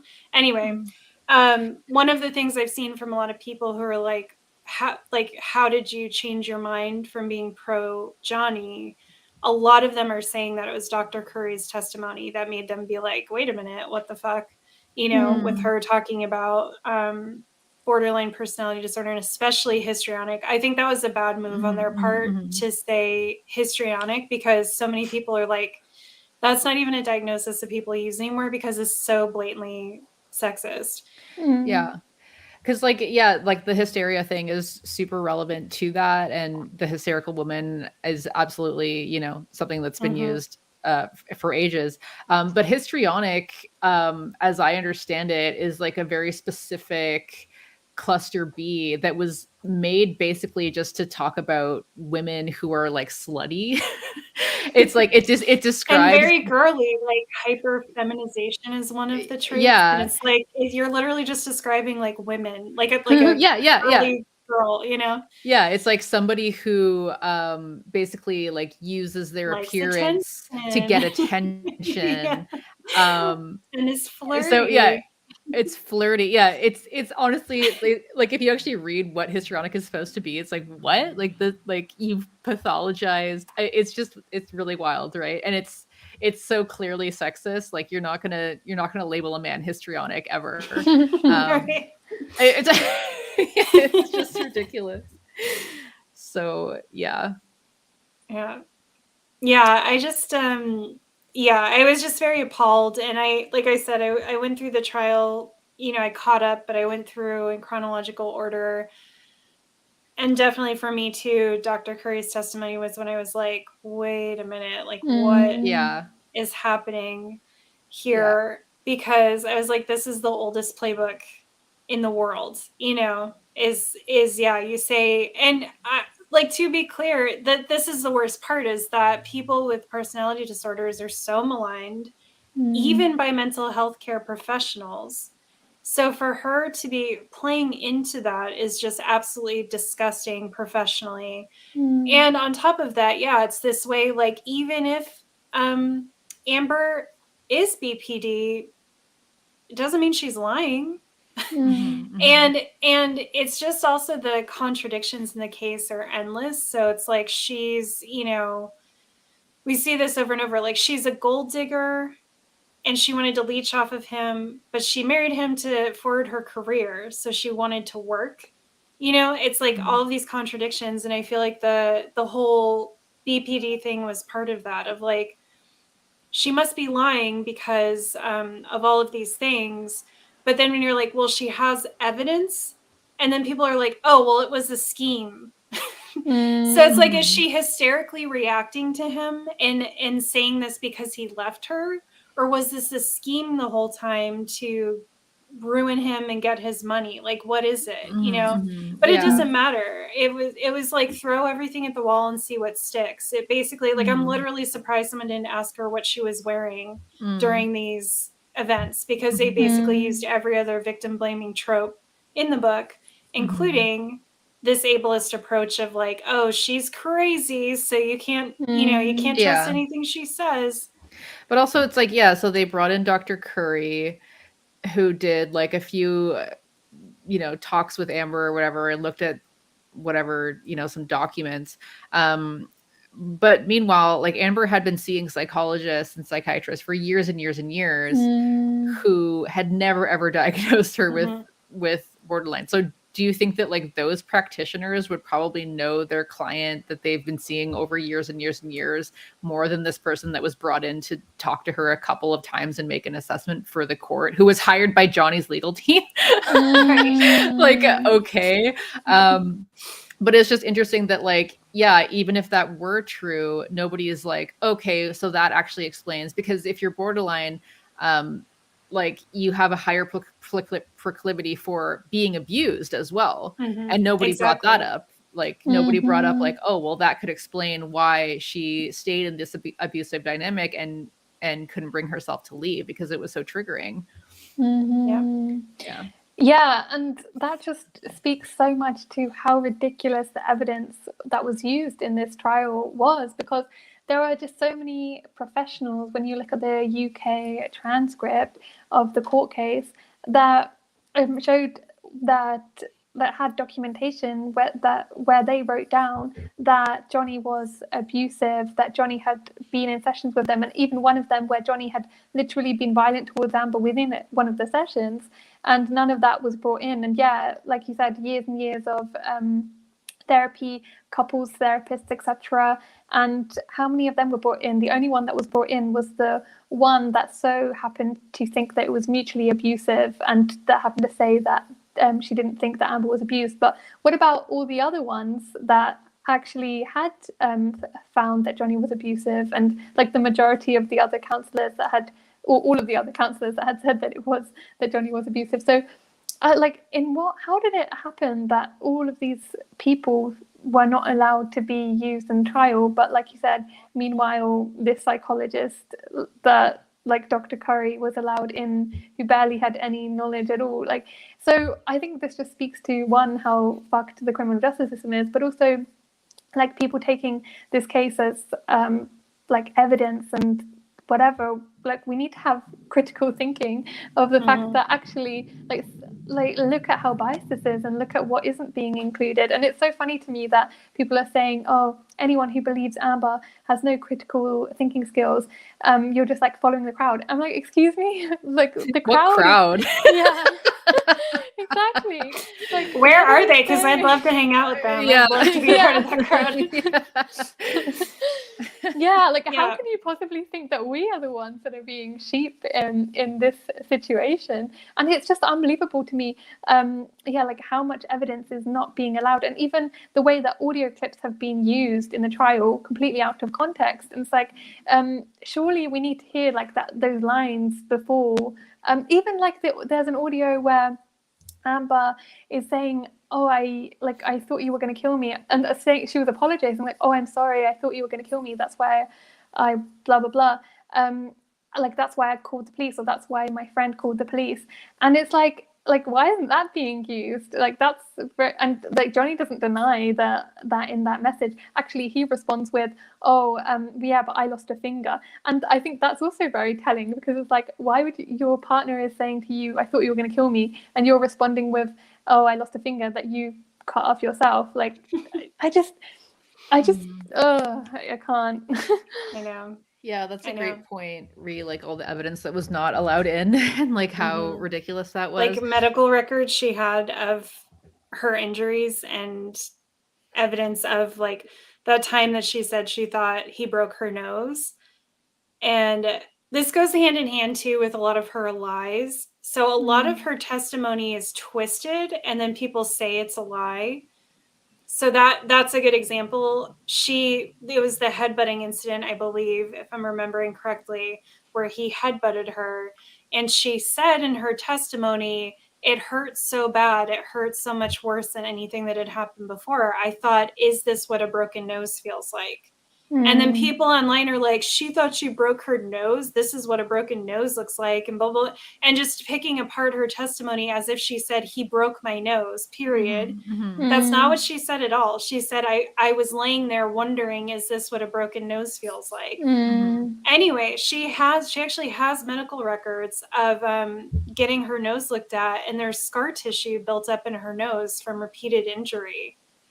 But she wasn't allowed to bring that into evidence. So and everyone's like, oh, where are her medical records? Why doesn't she have them? And it's like, she does. She does have them. Yeah. There was stuff that wasn't allowed in that was literally by people who testified in the trial. Dr. Kipper and Nurse Joyce both have notes of them supporting Amber's testimony that they were not allowed to testify to. So if you watch their testimony, you'll see they constantly say, I don't recall, I don't recall. A lot of those I don't recalls are parts where they're legally not allowed to say what happened. Even though it's in their notes, and even though they definitely have reviewed their notes for the case and they do recall, they can't say what happened. So they're instructed to say, I don't recall. And I just want to point out, this is another like place of hypocrisy among the Depp supporters, because a lot of Amber Heard supporters will try to point this out. Like, she had a ton of evidence that wasn't allowed in, and they'll say, well, if she did, then it wasn't good evidence. Like, there's a reason that the judge didn't allow it in. But then in the same breath, they'll be like, oh, Johnny wasn't allowed to get all his evidence in the UK. And this is why he needed this trial, so he could like bring all this evidence here. And it's like, so like, what is, like, which is it? Are people leaving evidence out because it's not good enough? Or are people like leaving evidence out because there's a clear bias, or maybe like just looking at the pattern of like what was not allowed in on her side. Again, all of it was not allowed. If I remember correctly, when Rottenborn went through the list, all of it was not allowed in because of hearsay. Yeah, the hearsay shit. I never want to hear the phrase hearsay again in my life. I am traumatized. But the hearsay rule was applied very prejudicially, I guess we could say. Like, it was not applied consistently. First of all, the interpretation of it was very bizarre. So even with all of those things taken into account, even if I'm going to play by the judge's rules of what the hearsay rule is, the testimony specifically of Dr. Kipper and Nurse Joyce does not make any fucking sense, because the hearsay rule is supposed to be, you're not allowed to introduce evidence. So you're not allowed to introduce something as truth into a case that can't be corroborated by like a cross-examination. So I can't say, I know this person killed this person because my friend told me, and my friend's not going to be testifying in this trial, right? I can't introduce that as fact from that. Often what you can do is you can say, oh, I heard, like, I took this course of action because I heard this from someone. If you're not introducing it as evidence, you're just explaining like why you took actions you took or whatever. That's why it was crazy when, you know, either Johnny or Amber would be like, you know, my lawyer told me to blah, blah, blah, and they'd be like, hearsay. And it's like, well, they're not introducing that as evidence. They're just explaining like what they were counseled to do. Right. Anyway, so the Dr. Kipper and Nurse Joyce evidence doesn't make any fucking sense to be excluded on Amber's side, because they both testified, so they were cross-examined. And also some of this stuff was observation, so it wasn't hearsay anyway. And then anything that was maybe told to them by Amber also testified and was cross-examined. So they're just like, it made no sense for that stuff to be excluded. Exactly. Yeah. And that's why I feel like there's just a very clear bias on the judge's part that will obviously be determined on appeal. Don't sue me, I'm not a lawyer. But like, it just, when you look at these things, you can just see that Amber had the odds stacked against her. And even then, when you look at someone like that, marriage counselor that you brought up, Catherine, was Johnny's witness. And even as Johnny's witness, she did testify to mutual abuse, and she did testify to witnessing Amber having bruises on her face. You know what I mean? Like, that's like the best witness he had, was someone that did confirm that there was abuse and that she saw signs of the abuse. Yeah. And still people are like, Amber's a fucking liar. And it's like, Johnny's own witness fucking confirmed seeing these things. And again, they only needed to prove one incidence of abuse for this ridiculous op-ed defamation ridiculousness. And there it is. Like, his witness said it. Yeah. Good God. And it's really interesting to me as well that like there are no conversations that come out of this about questioning the criminal justice system. There's no conversations about maybe this is an ineffective way to have justice. Maybe this is not very effective way to do maybe this isn't how this should work, and maybe this is not good for the victim or the abuser, and is this actually leading to accountability on either side? Clearly not, etc. Like, none of these questions are being asked. Instead, it's all, Amber is a liar, Amber's a psychopath, and like, really, those are the conversations that come out of this. Like, there's so many other conversations that are much more productive and much more important that could come out of this situation, but they're not the ones that are being had in this situation, which I think is just unbelievable. And to your point, Mexi, about the only needing to prove one item of abuse, I think that was what was really terrifying to me about when they both gave the closing statements at the end. As I mentioned in the video I did, Johnny's side's closing statement was all about how you're tarnishing a good man's name by like accusing him by making him lose this defamation trial. You can't possibly ruin a good man's name. Do you want that to happen to this man? Whereas Amber's team's closing statement was like, look, you're going to send a message to victims all across the globe that no matter how much evidence you have, it's not enough. That if you do speak up, if you do not remain silent, you're going to be labeled a psychopath and a liar, etc. And listing all these things of what the harmful messages you're giving to victims are by suing Amber on this. And still, the jury was clearly thought that it would be a far worse thing to rule against against Amber. Like, in their minds, it would be far worse to have Johnny potentially be tarnished than to admit that there was at least one instance of abuse on Johnny's side.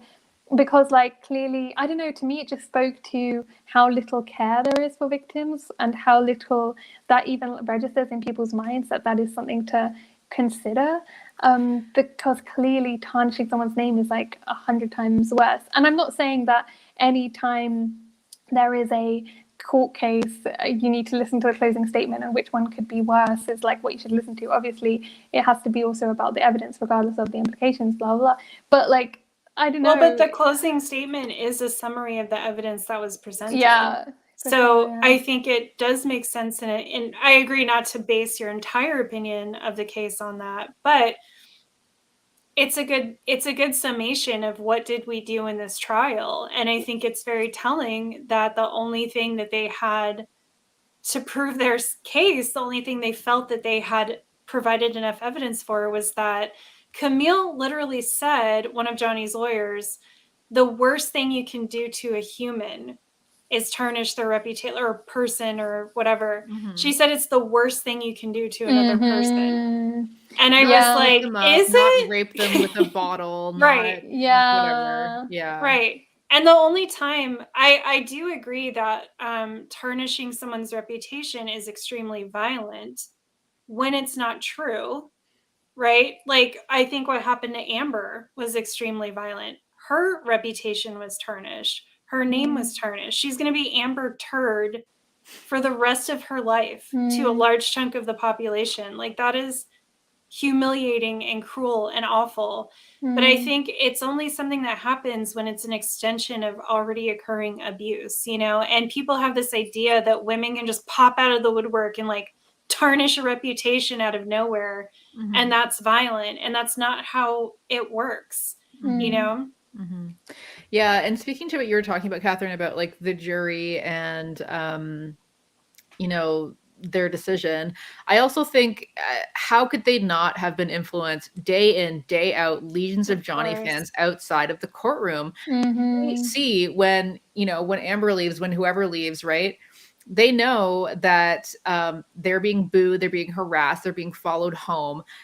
Like, I don't know, how could you go in there and not be worried for your safety? Like, imagine thinking that you're going to come out there, you know, rule against Johnny Depp and then walk out into these legions of people. And what are they going to do to you? You know what I mean?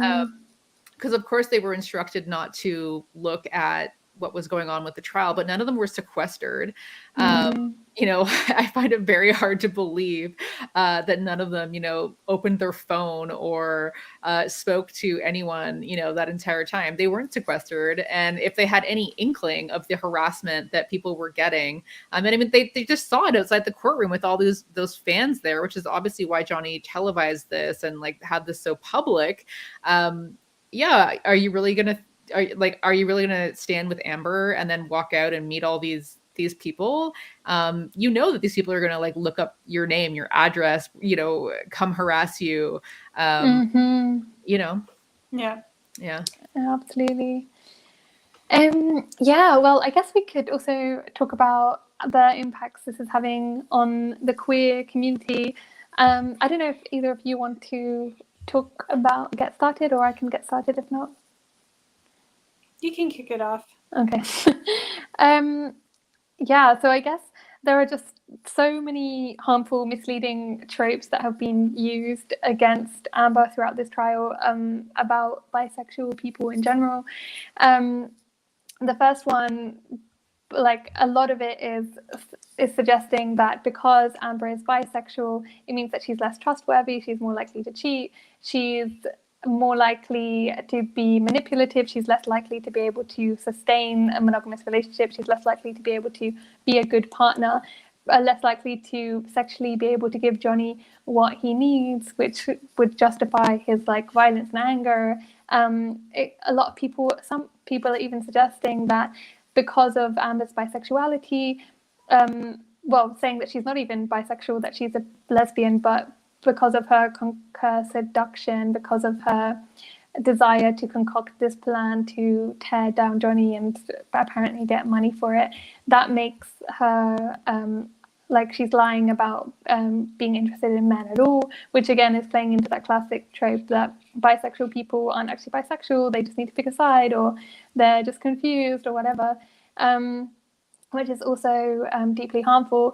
And then, as I think we touched on in this talk or in the Total Liberation podcast, bisexual people are actually much more likely to be victims of interpersonal violence or like domestic violence, because like their bisexuality is often used against them. And we saw that Dr. Hughes even testified about that it was a way in which Johnny would constantly be extra possessive, extra controlling, because Amber wasn't even allowed near her female friends. It wasn't even allowed that a woman could like slightly rest her shoulder or hug Amber, which again is another isolating tactic to isolate her from all the people around her. And it makes sense to me that an abuser might subconsciously or deliberately seek out someone who's bisexual, because they could use that as a weapon against them to isolate them even further, because it's much harder to isolate a straight person from their female friends because you don't have as much ammunition against them. But someone who's bisexual, you could easily accuse them of flirting or try and lead someone on, etc., etc. And it's also a way for like a man or like the partner to be extra jealous, extra suspicious, like insecure, etc. If they're like, there are more options for people that they could potentially be attracted to. And the fact that all these tropes were continuously rehearsed throughout the court case and on social media, it's like really deeply harmful for like bisexual people, queer people in general, because they get the message that if they go to testify, if they are in court or if they speak up, people are going to use their sexuality or their gender against them as a weapon to silence them and say, well, the fact that you have sexuality or that you this gender, whatever, means that you're less trustworthy or you're a seductress or whatever else it could be. Yeah, because we saw his jealousy, because we know that he has a pattern of being an extremely jealous and controlling person in relationships, and we saw that just go to the extreme. I don't even know if we really impressed this upon people enough, just how much he would accuse her all the time of flirting, just anything, like just even speaking to somebody in a way like, oh, you want that person, you want to fuck them, you want this, you want that, go on, like just like goading her all the time, just escalating these situations that never needed to be escalated. And that is just like crazy making, if someone's just constantly like, I dated a very jealous person one time, and it was just like, oh my God, I just could not, we could not have a conversation without it just going into this fight, because it was just, basically it was like any man that I was around was just like, that's not okay. You can't be alone with other men, just all this ridiculous stuff. And then for him, it was like, you can't be alone with anyone. You can't be anywhere with anyone other than me, because, you could be sleeping with them, or you want them, or you did this and you're doing that. Just constant. And I remember one of the incidents, they were on a plane together and she had reluctantly agreed to take MDMA with him. And then he offered it to the flight attendant for some reason. He pushed it on her. Yeah. And then the flight attendant was just, I guess, like talking to Amber or like sitting close to Amber or like, I don't know, maybe like leaning on her or whatever. And then he flipped out, like was reaming out the flight attendant. What are you doing? You're coming on to her, whatever. And then after that, it was like, Amber, like you brought this on. You were, you were acting in a way that would make her think that you were available to her. You were, you brought this on basically all the time. So yeah, I mean, like it's again, like, by the way, if a very attractive rich couple wants me to take MDMA with them, I'm thinking we're having a threesome. Yeah. So I feel so bad for that flight attendant on multiple levels, but especially on that level, because I'd be like, okay, like obviously those are the vibes that we're getting here, is that this couple maybe wants to get, like have a fun time together.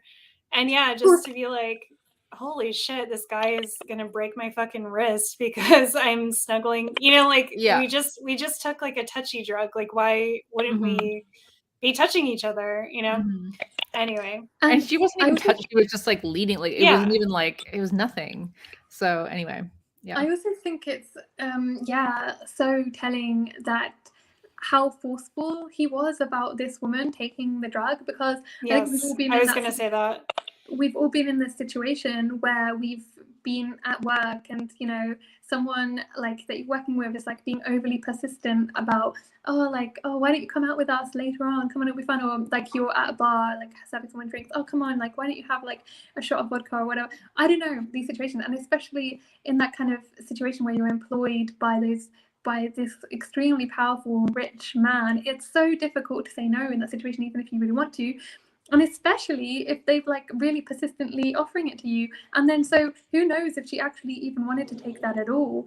She just probably thought, oh, it's part of my job, I'm going to have to because he really wants me to. And so it's so fucked. And like she could have lost her job. She could have been completely unemployable at all, like in her job, like for the foreseeable future, for the rest of her life. I don't know. Because of his rage towards her, because if their employers found out that she took those drugs in that occasion. So like that's extremely irresponsible. And also, I also think it's really telling that in that incident, when Amber testified, I thought it was really heartbreaking that she mentioned that, I took MDMA because I thought, I didn't always want to be like the nagging girlfriend that he always said that I was. I didn't always want to be like the boring one. So I thought like, yeah, MDMA is fine. Like it's not like that big of a deal. It's like not like one of the other. I've never heard anyone be violent on MDMA, so it should be fine, etc. And then one that's like used against her, because it's like, why would you take drugs with someone who you say is like an addict? Like, what's wrong with you? So you can't possibly be a victim, because why would you do that? But also it's just heartbreaking because it speaks to this thing of anyone who, or especially women in relationships with men, are constantly called nagging, are constantly called boring for like their very valid concerns about the other person's behavior. And yeah, that can often lead you to do things that you otherwise wouldn't want to, whether it's like having certain sex that you don't want to have, or taking drugs that you don't necessarily want to do, or trying to do something to placate them, or trying to do something to like to not try and be perceived as this boring nagging person, when really what is your boring naggingness is you self-protecting yourself, or like drawing attention and drawing attention to very like valid concerns you have about their behavior. So I just thought that was like really telling. It is sad. And just to clarify, because I saw David's comment, this was on his private jet. So it just adds like another layer to how much power he had in this situation. Because David said, abusing a flight attendant should be grounds for like a ban from flying on that airline. But it's like, it's his plane. Like he just, I don't know if people can like perceive in general, not saying this to anyone in particular, but like, I don't know if people can perceive how much control he has over every aspect of his life. He flies on a private jet. He owns like 14 properties or something. He owns an island. He has his security with him at all times and pays them an outrageous amount of money. The guy, Jerry, that was brought up, who passed away, he was brought up several times in the trial. He was making $10,000 a day. A day. Like I heard, and I don't know how to verify this, but Johnny's previous business manager said his cost of living is $2 million a month. I don't think people can understand what that feels and looks like. And this is what Amber was dealing with. So it also bothers me when people are like, oh, these are two rich celebrities. Who cares? Like they're both wealthy and they're white and they'll be fine. And I can understand the sentiment, but Amber, yeah, she made like $1 million for Aquaman 1 or whatever, but like they're just like, I don't think people can understand that like she was so overpowered in this situation by Johnny's wealth and Johnny's control. She talked about things like he would take her phone. He didn't allow her to have a passcode for her phone, and then he would just take her phone. That's why you heard so much testimony about her phone being repeatedly broken, because when he would get mad at her, he would break her phone, and then she wasn't allowed to leave because he only let her use his driver. So she couldn't go anywhere to get a new phone unless the driver was cleared to drive her somewhere. And, or she could get one of the assistants to get her a new phone. So she talked about having periods of time where she didn't even have a phone. And so it's like, yes, this is a wealthy white woman, and I get it. We don't want to have too much sympathy nowadays for someone in that position. But I think the importance here is to just understand how abusers work and how abusive dynamics work. It's not even about like whether or not you have sympathy or empathy for Amber. It's about understanding that this is the type of person who has been vilified by everyone and like has gone through this experience that I don't think most people can even wrap their heads around. Another thing that really like chilled me to the bone from what came out in court was that Johnny had these medical professionals on his payroll and they would be around all the time. And he forced Amber to use them as her medical professionals as well. And there's actually email evidence that he was yelling at them for not drugging her enough to keep her under control. So she would be sedated against her will or under an extreme pressure from them to be sedated whenever they would have a fight, and she would be upset afterwards, or if a fight was starting to escalate. I don't think people can. And then that's another reason why them making fun of her, or like Johnny's lawyers going after her for not having enough medical evidence, is so cruel, because she wasn't allowed to go seek medical care outside of the people that Johnny paid to be there. To literally in the email it says like keep her under control. Some don't like quote me, I'm paraphrasing in some way, but he says like, you're not doing a good job. Like she's like giving me problems and you're not doing a good job with her. So this is like, people have to understand, she spent this entire relationship with security guards being there almost all of the time. And the security guards would watch this shit happen because Johnny's their client. And not only is it on them to keep him physically safe, but it's also on them to help protect his image. So can you imagine having a fight with your spouse and there's two giant men who are being paid like $100,000 a month or something just outrageous to protect this guy? What do you think is going to happen? Like what, just even without anything happening, what is the environment of that situation? What is your day-to-day life like when that's your lived experience? So I think people have to understand what she was dealing with and why. Yes, she's wealthy, beautiful, white. She's very privileged. She's not wealthy anymore though, by the way. But like, this is why it matters, because this happens to a lot of people, and understanding the dynamics of this and the nuances of it, even if someone doesn't have his level of resources, these tactics are used by a lot of fucking people to control their victims. And it's really important for us to understand that. Yeah. Sorry, I just Catherine, I think there's some like background noise coming from your end. It's like It sounds like typing, but it's like not typing. Okay. It's just like it's like making it hard for me to like. Sorry.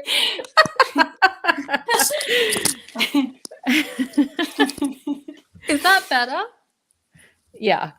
Okay, Yeah. perfect. I'm sorry, I just had to plug in my charger. Okay. Yeah, I just want to say, to me, the point that really reinforced that was when the friend of Amber's testified about the time that I can't remember his name, but he basically was in a room and then Johnny walked in really angrily and said something to him and was like running at him or something like that. And then someone asked him, well, what did you do in that situation? And his response was, well, if there's like, he left, obviously, and he said, well, what would I'm not an idiot. Like, there's Johnny there and then 2 security guards behind him. I know that I'm not going to win this fight. And I was like, wow, like, can you imagine how many times that would have happened for Amber as well? Like when she testified about being on the airplane that time and then Johnny kicked her and things like that, which is like corroborated by actual texts afterwards that show that from Johnny's assistant that show that Johnny did kick Amber. Then like all these like security guards, all these employees that's there witnessing it, and she's like actually just feeling embarrassment, and like that's also very relatable to like actually having a sense of embarrassment about the abuse that you're receiving. But yeah, imagine all that happening and all of these people enabling that person, no one doing anything, no one like standing up to them, and yeah, like just how terrifying, because who knows what they could also do to her, and it would be completely permissible. I don't know, I just can't imagine it. It just would be absolutely insane. So yeah, it's hard to like fathom being in that environment. And it struck me too that one of the things that was used against her, I think maybe 2 different people on Johnny's side testified that Amber supposedly belittled them or yelled at them and were kind of like, how dare you talk to me, whatever, like made fun of their career choice. But one of, to me, it made sense though, because these people were always texting her and like trying to wrangle her after these events would happen, after they had done nothing to protect her. And then they would go up to, like, I think what happened in one of these instances is the guy went up to be like, oh, basically like, don't be mad at Johnny, he can't help it. And I think she was like, get the fuck out of my face. Like, don't tell me how to feel about what just happened, especially after you didn't even help me. So it's like this stuff of like, it actually makes a lot of sense why she would lash out at someone or say something is being used to make her look like a Karen, basically, right? But it makes a lot of sense. And the other person who said that I remember was his security guard, who described him tearing apart her dressing room as him reorganizing her closet. He said that she was like berating him, like, oh, real nice career choice that you've made. And it's like and this is also just hearsay. Who knows if she actually said that, but like out of context, sure, that does sound bad. And that does sound pretty privileged and nasty. But in context, if you're like, this guy is threatening my life, he's abusing me physically, and now he just tore up my fucking property, and your job is to protect him. Doesn't it make sense that you might, in a bit of frustration, say something like, real nice career choice you've made? You know what I mean? I don't think she was demeaning his line of work in the sense of like, plus let's also remember this guy's making an insane amount of money every month. He's not more than her. Class. Right, more than her. But on top, so it's not like a class thing. It's a victim saying you are literally. I mean, these security guys. I just can't get past like him having these security guards, because they're literally witnessing this stuff and they're standing by, and their job is to jump in if she tries to defend herself. And so yeah, for her to turn around and be like, real nice career choice you've made, makes sense to me. And is something that I probably would also say. So it's just all of this stuff that if you have the context for how these things happen, actually makes a lot of sense, and again bolsters her version of events. But out of context, of course, like any of us say things all the time that can be used to sound bad. It happens to us as content creators. How often do we get comments of someone being like zeroing in on like one word we said in 2 hours of unscripted streaming and being like, you know, just reading into it. Yeah. And it's like, yeah, you can do that to anyone over anything. And a lot of stuff is nuanced. And you're also not just going to be your best self when you're in a situation like that. Yeah, like read the security guards and stuff. Nick, you actually sent this through, it's from the UK evidence, but it's Josh Drew's deposition, where he got a call from Jerry Judge saying that the boss lost his cell phone. Do you have it? And Josh said, yeah, I have it. It's in my hand. And Jerry came to get it. And Josh said, you can come back to get it, but you don't fucking set foot in this building. I will meet you outside. And then Jerry asked him, is she okay? And Josh was, are you fucking kidding me? He beat the shit out of her again, and you guys stood by and watched it. And Jerry Judge responded, it's not my business. It's between husband and wife. He barely touched her. Yep. Yeah. Yep. That's what she was dealing with. Those are the people that were around all the time, paid. Yeah. Because that was the punching incident, the one incident that she admits to actually punching Johnny. First of all, was in defense of her sister. She was also actively being attacked at the time. But when she got him, the testimony of the security guard was that he turned around and said, this is your fault. This shouldn't have happened, to the security guard. Like that's nuts. She was he was like attacking her sister, and she punched him to get him away from her. And the security guard's job was to make sure that she didn't punch him, but not to intervene on anything else that was happening. Yeah. Unbelievable. Disgusting.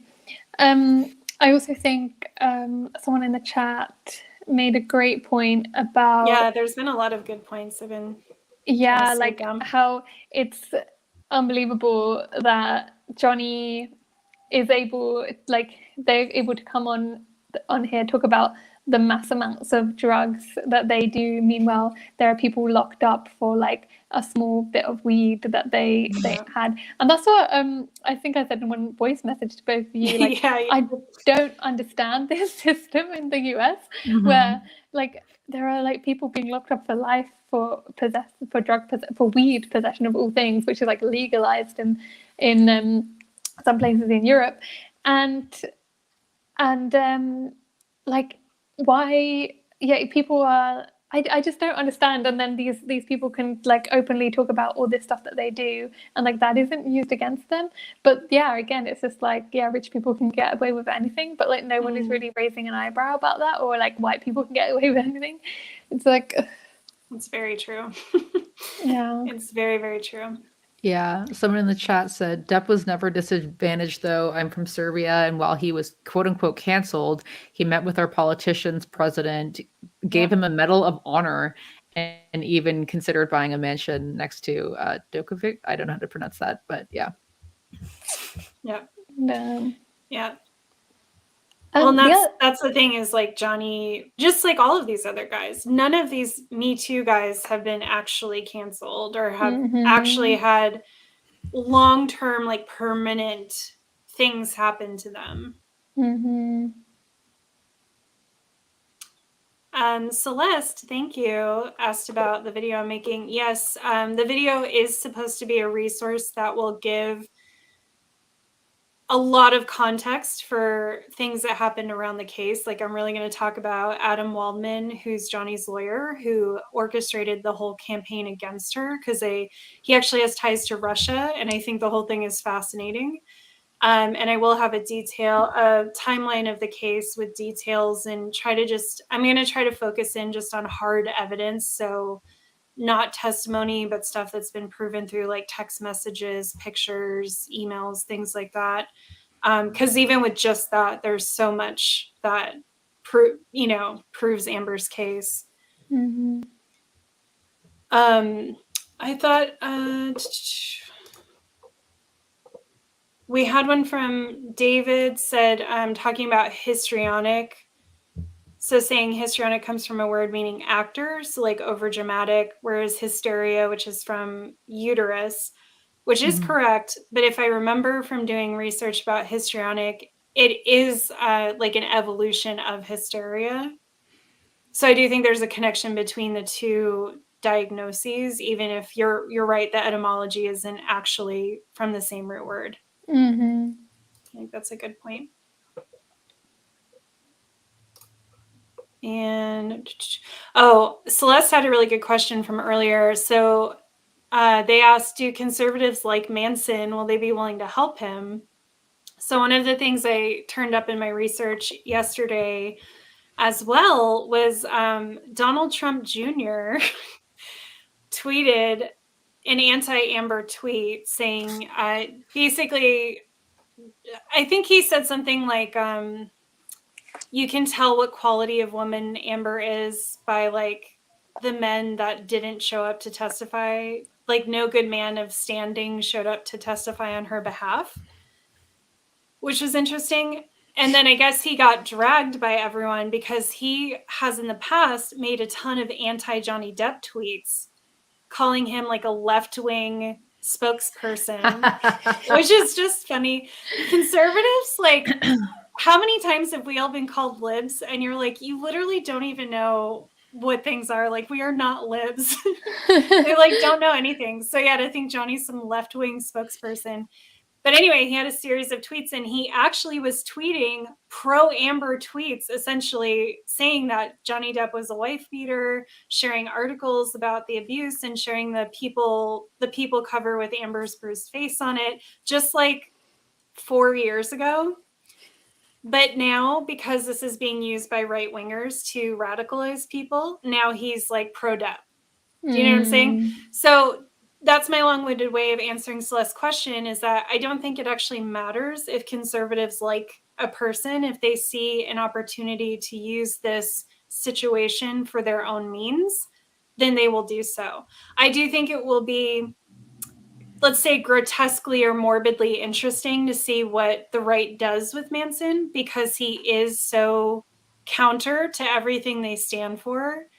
I don't know how because with Johnny's like just a guy, right? Mm-hmm.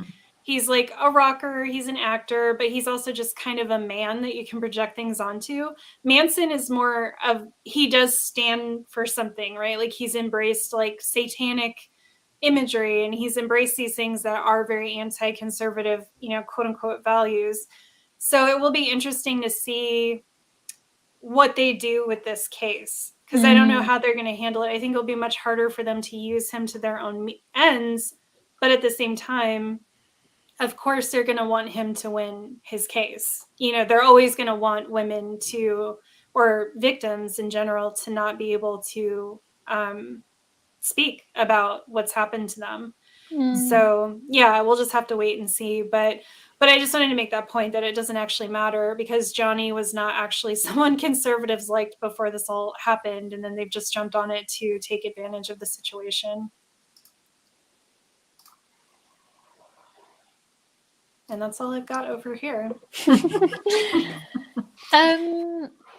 Well, I guess we could go to closing thoughts about everything, unless anyone has anything else they want to add. I mean, I could talk for 6 more hours in this case, but I feel like we've done a good job, and we can move to close.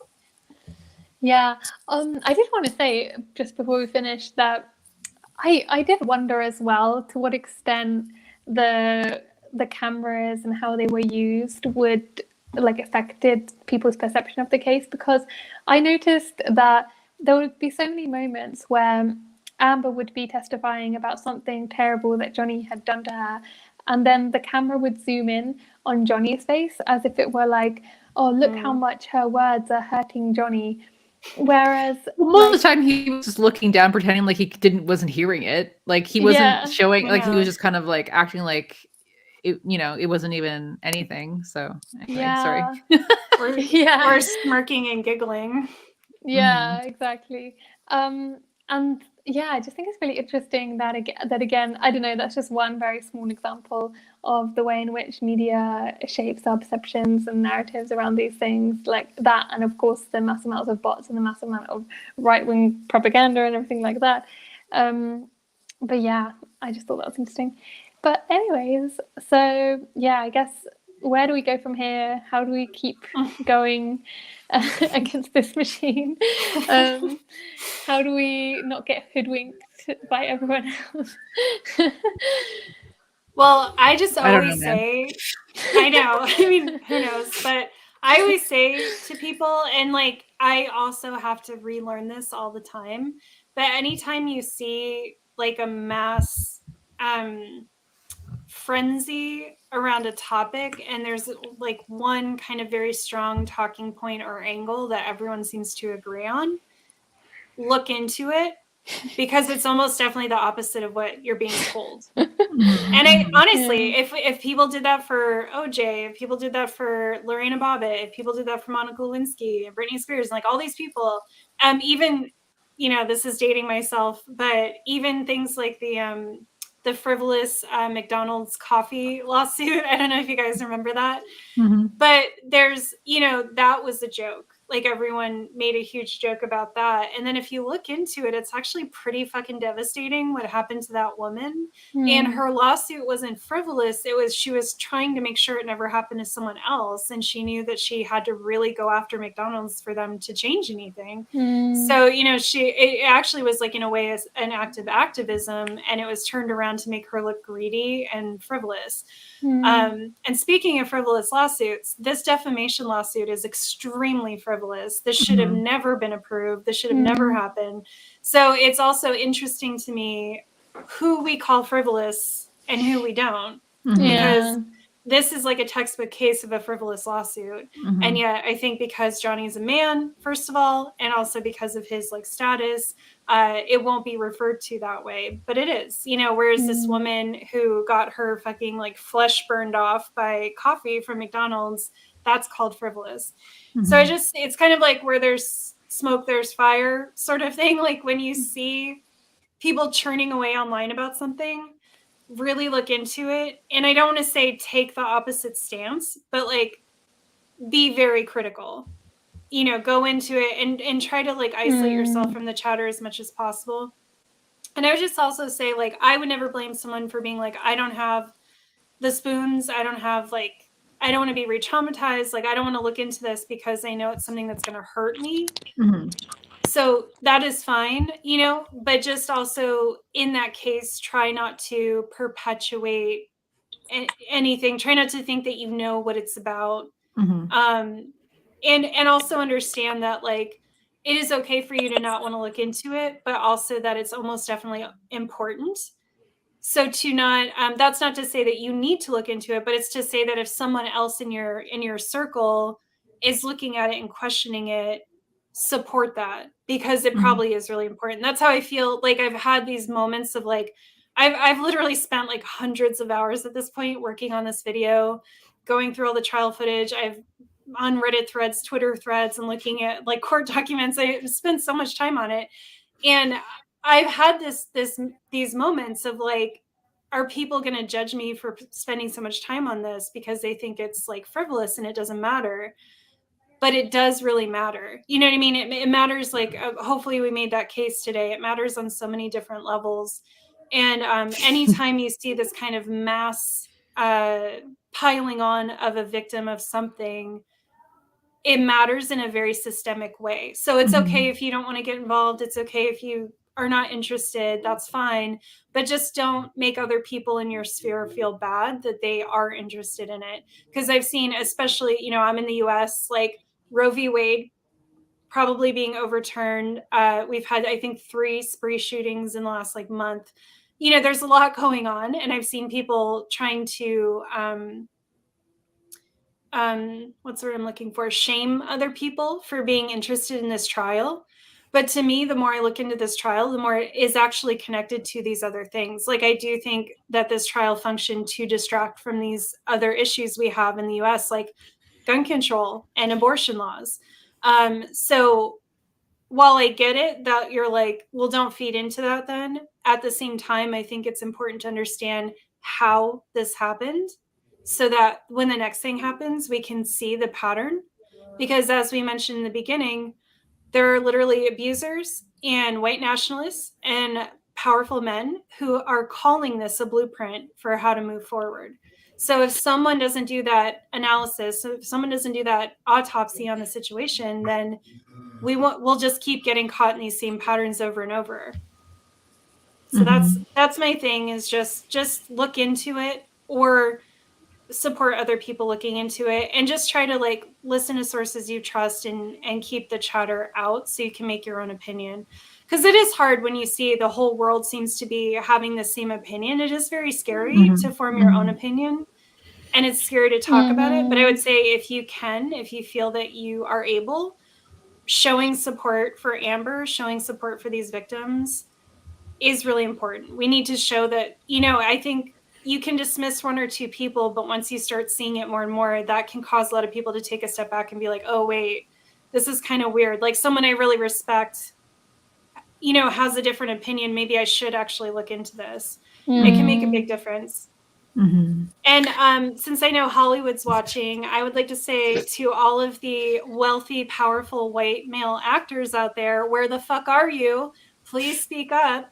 That's what pisses me off the most, is this whole campaign could have been brought down by the right people going public and just being unapologetic for their support in Amber. And it didn't happen. Yeah, I think that it's just very telling, because what we all I guess when how do I word this? When we think about what we would have done during the suffragettes movement, or during the witch hunts, or when rape was legal, or when Britney Spears, everything was going down with her, or Anita Hill, or Monica Lewinsky, whatever we think we would have done then, that's what we're doing right now. There's not that much difference between the witch trials back then and the witch trials now. And and we, at the same time as we're seeing these people reevaluated, we're also seeing the exact same, when I talk about being reevaluated, I mean Britney Spears, Anita Hill, etc. We're all apologizing for how we treated them, but then we're doing the exact same thing again now. So it's we need to be aware of how these patterns are happening, and also let's not reevaluate some but then do exactly the same now. And let's look at ourselves and think we would like to think we would have been the heroes of the past. We would like to think that we wouldn't have followed the mob. We would like to think that we would have been the ones on the side of justice, but all that we thought that we would do back then is exactly the thing we're doing right now. So I think it's also so easy to believe that we've come so far when it comes to issues to do with feminism, and in many ways that we have. But I think the same issues are still persisting. They might just be more subtle. They might be more hidden away. They might be less easy to detect. They've become more insidious, ingrained into our culture, not necessarily as visible, more invisibilized, but they're still very much there. And I think that we shouldn't just think that the issue is solved and everything is fine now, and then not do anything about it. And also I want to say, I guess, that just as I had to look at myself and look at how my trauma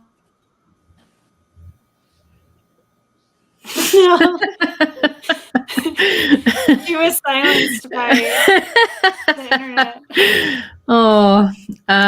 Until she gets back to you. Until she gets back, yeah. So I don't have that much more to add. I think I really do believe that this is just the beginning. We have Manson, we have Kyle Rittenhouse. I really do think Brad Pitt. Brad Pitt? He's suing Angelina for giving his wine company, saying bad things about his wine company. Wow. Yeah, this is just the beginning, and I feel that's one of the big reasons why this matters, and it really matters that this was such a Depp-Ception,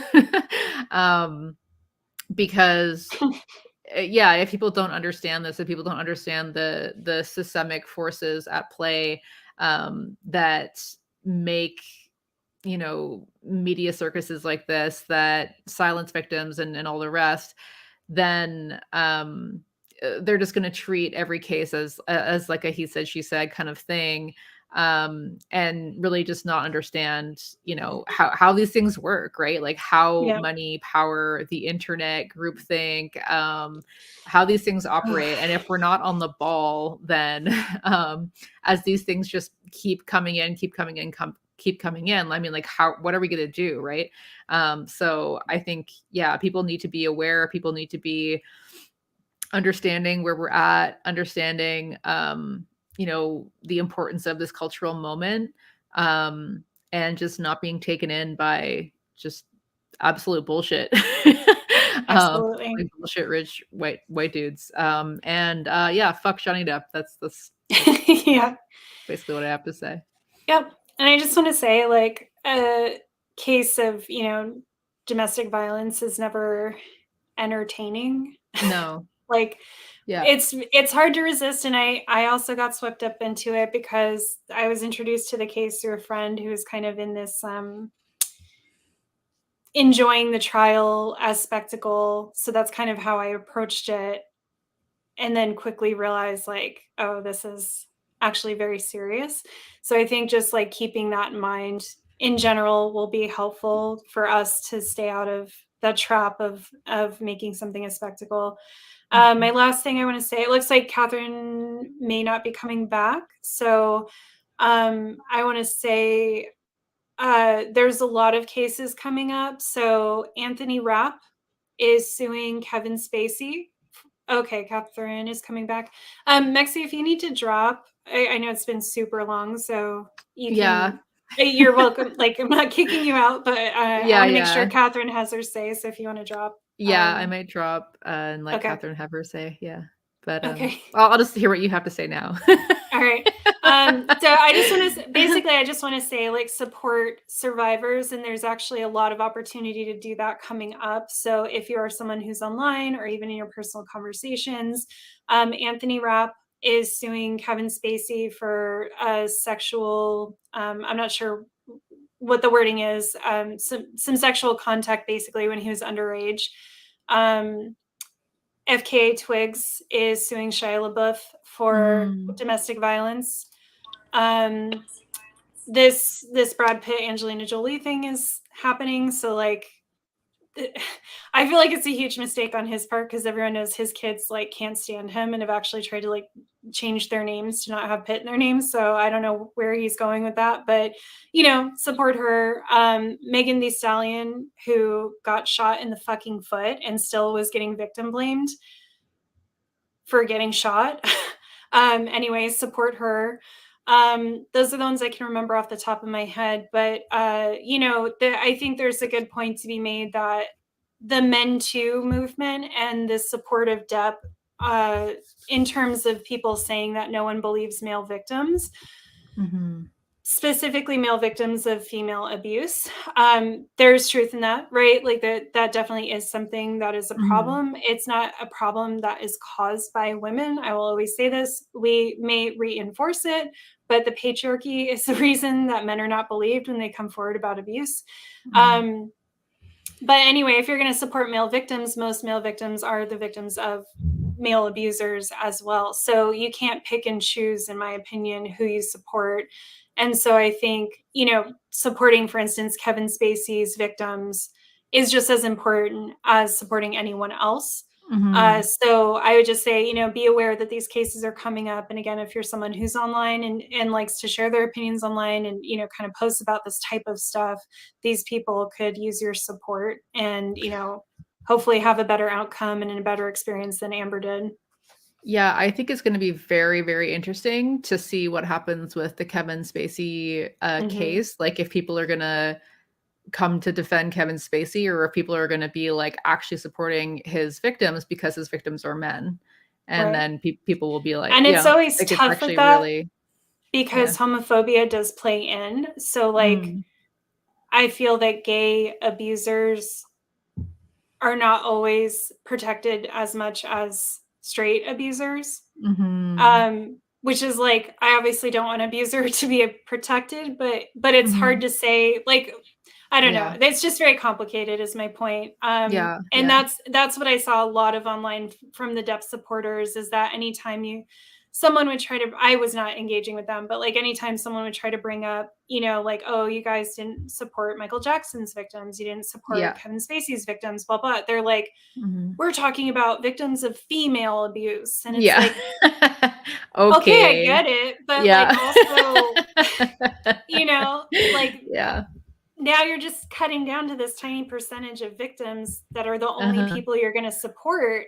And the bottom line is that if you don't support victims, you don't support victims. Like all of the victim blaming that Amber went through, all of the questions that she was asked, Kevin Spacey's lawyers are using very similar tactics in their counterclaim or whatever people do. You know, their statements against the claim that Anthony Rapp is making are making very similar victim blaming statements. So it's like, you can be obsessed with the gender dynamics of the two people you're talking about and try to make that mean something.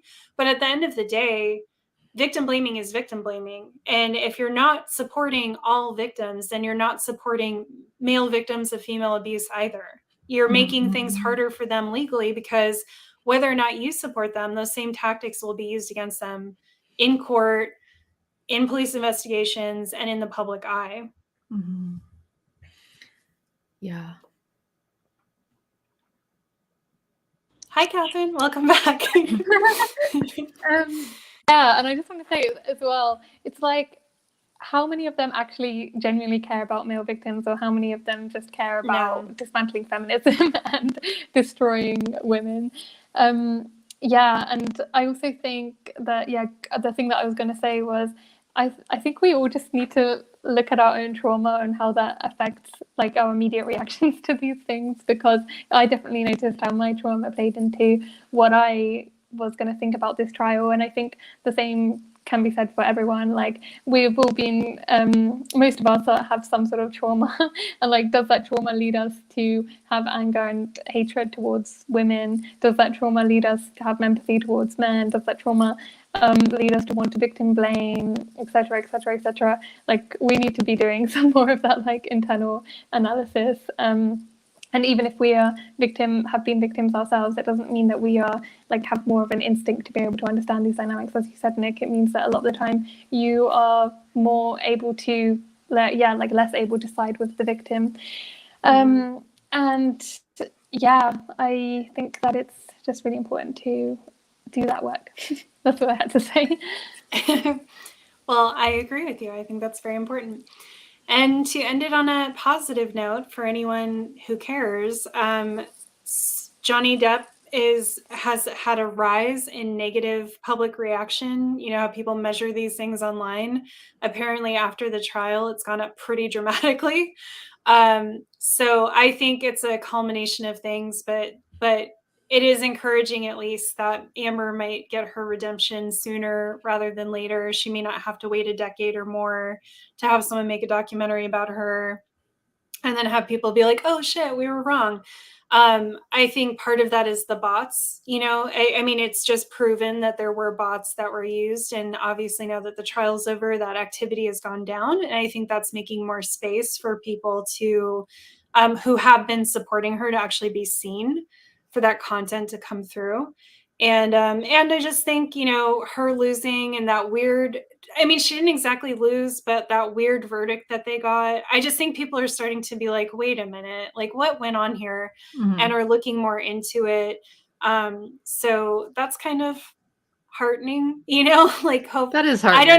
I don't know if he'll actually suffer any consequences, but all of these lawsuits, his agent said that, his former agent said that these lawsuits are just killing him, and it's part of why people don't want to work with him. And so I think, you know, the UK lawsuit was not good. This lawsuit was not good. I mean, all of this evidence is out there. We've heard the texts, and I think, there's people online who are super fans and there's bots and stuff. But I think when you look at the general public, I don't think the general public is as supportive of him as Twitter would make you think. So again, I don't know what's going to happen, but this upcoming lawsuit with Greg Brooks, you know, it's just not a good look. And I think however long it takes, I think the mask is kind of off. And I don't see him being able to ever get back to a star who can demand 20 or 30 million for a movie and run a franchise. I just don't. I could be wrong, but I feel like, you know, at least there's that to look forward to. At least like he's not as supported as he was. And I do think, you know, that's why I'm trying to get this video done, even though I would love to take like another month to do even more research and get my thoughts together. But I think we're going to see a lot of content coming out in the next like couple months that are pro Amber. And I think there's going to be a whole backlash online of people being like, what the fuck? Like, how did this happen? So there's that. We got that at least. And I just really hope that that means Amber can get her career back on track sooner rather than later, because, you know, she should have a career. She wanted one. Mm-hmm. She worked really fucking hard for it. You know, whatever privileges she has, which she definitely does. She came from an extremely working class background, and she worked her ass off and hustled to get where she was. And, you know, I think actors are overpaid. I think celebrity is really dangerous, as evidenced by this case. But I do think she should be able to work and not be stigmatized forever just because she was in an abusive marriage and decided to get out of it. Mm-hmm. Well said, everyone. We've collectively made a lot of content about this, which I think is great. Yes, we have. And I was going to say, if you haven't seen it, watch Catherine's video. Yes, yeah. I'll link that below right after we hang up here. It was very good. Listen to our podcast on Total Liberation. Yes. Yeah. Yeah, and subscribe to Pink Spots to listen to that video too. And yeah, yes. Thank you so much for everyone for listening, for the commentary. It's been very therapeutic and cathartic. I feel like a big release of what I was carrying on my chest has been released. So yeah, thank you for that. I feel that way too. It's like hard. I was telling the girls, I'm like, it's hard when you're autistic because sometimes your brain gets stuck on things that you don't want to be stuck on. And this case has been that for me. And I think for all three of us is like, we just needed to make content to kind of like work through that. And hopefully now we can go live our lives again. Yeah. Yeah. All right. Well, thanks everyone. Right. Thanks for being an amazing community that we could have this conversation with and not be triggered as fuck or have to delete 100 different comments. We love you all very much, and we'll catch you on the next one. Thank you so much. Bye. Bye.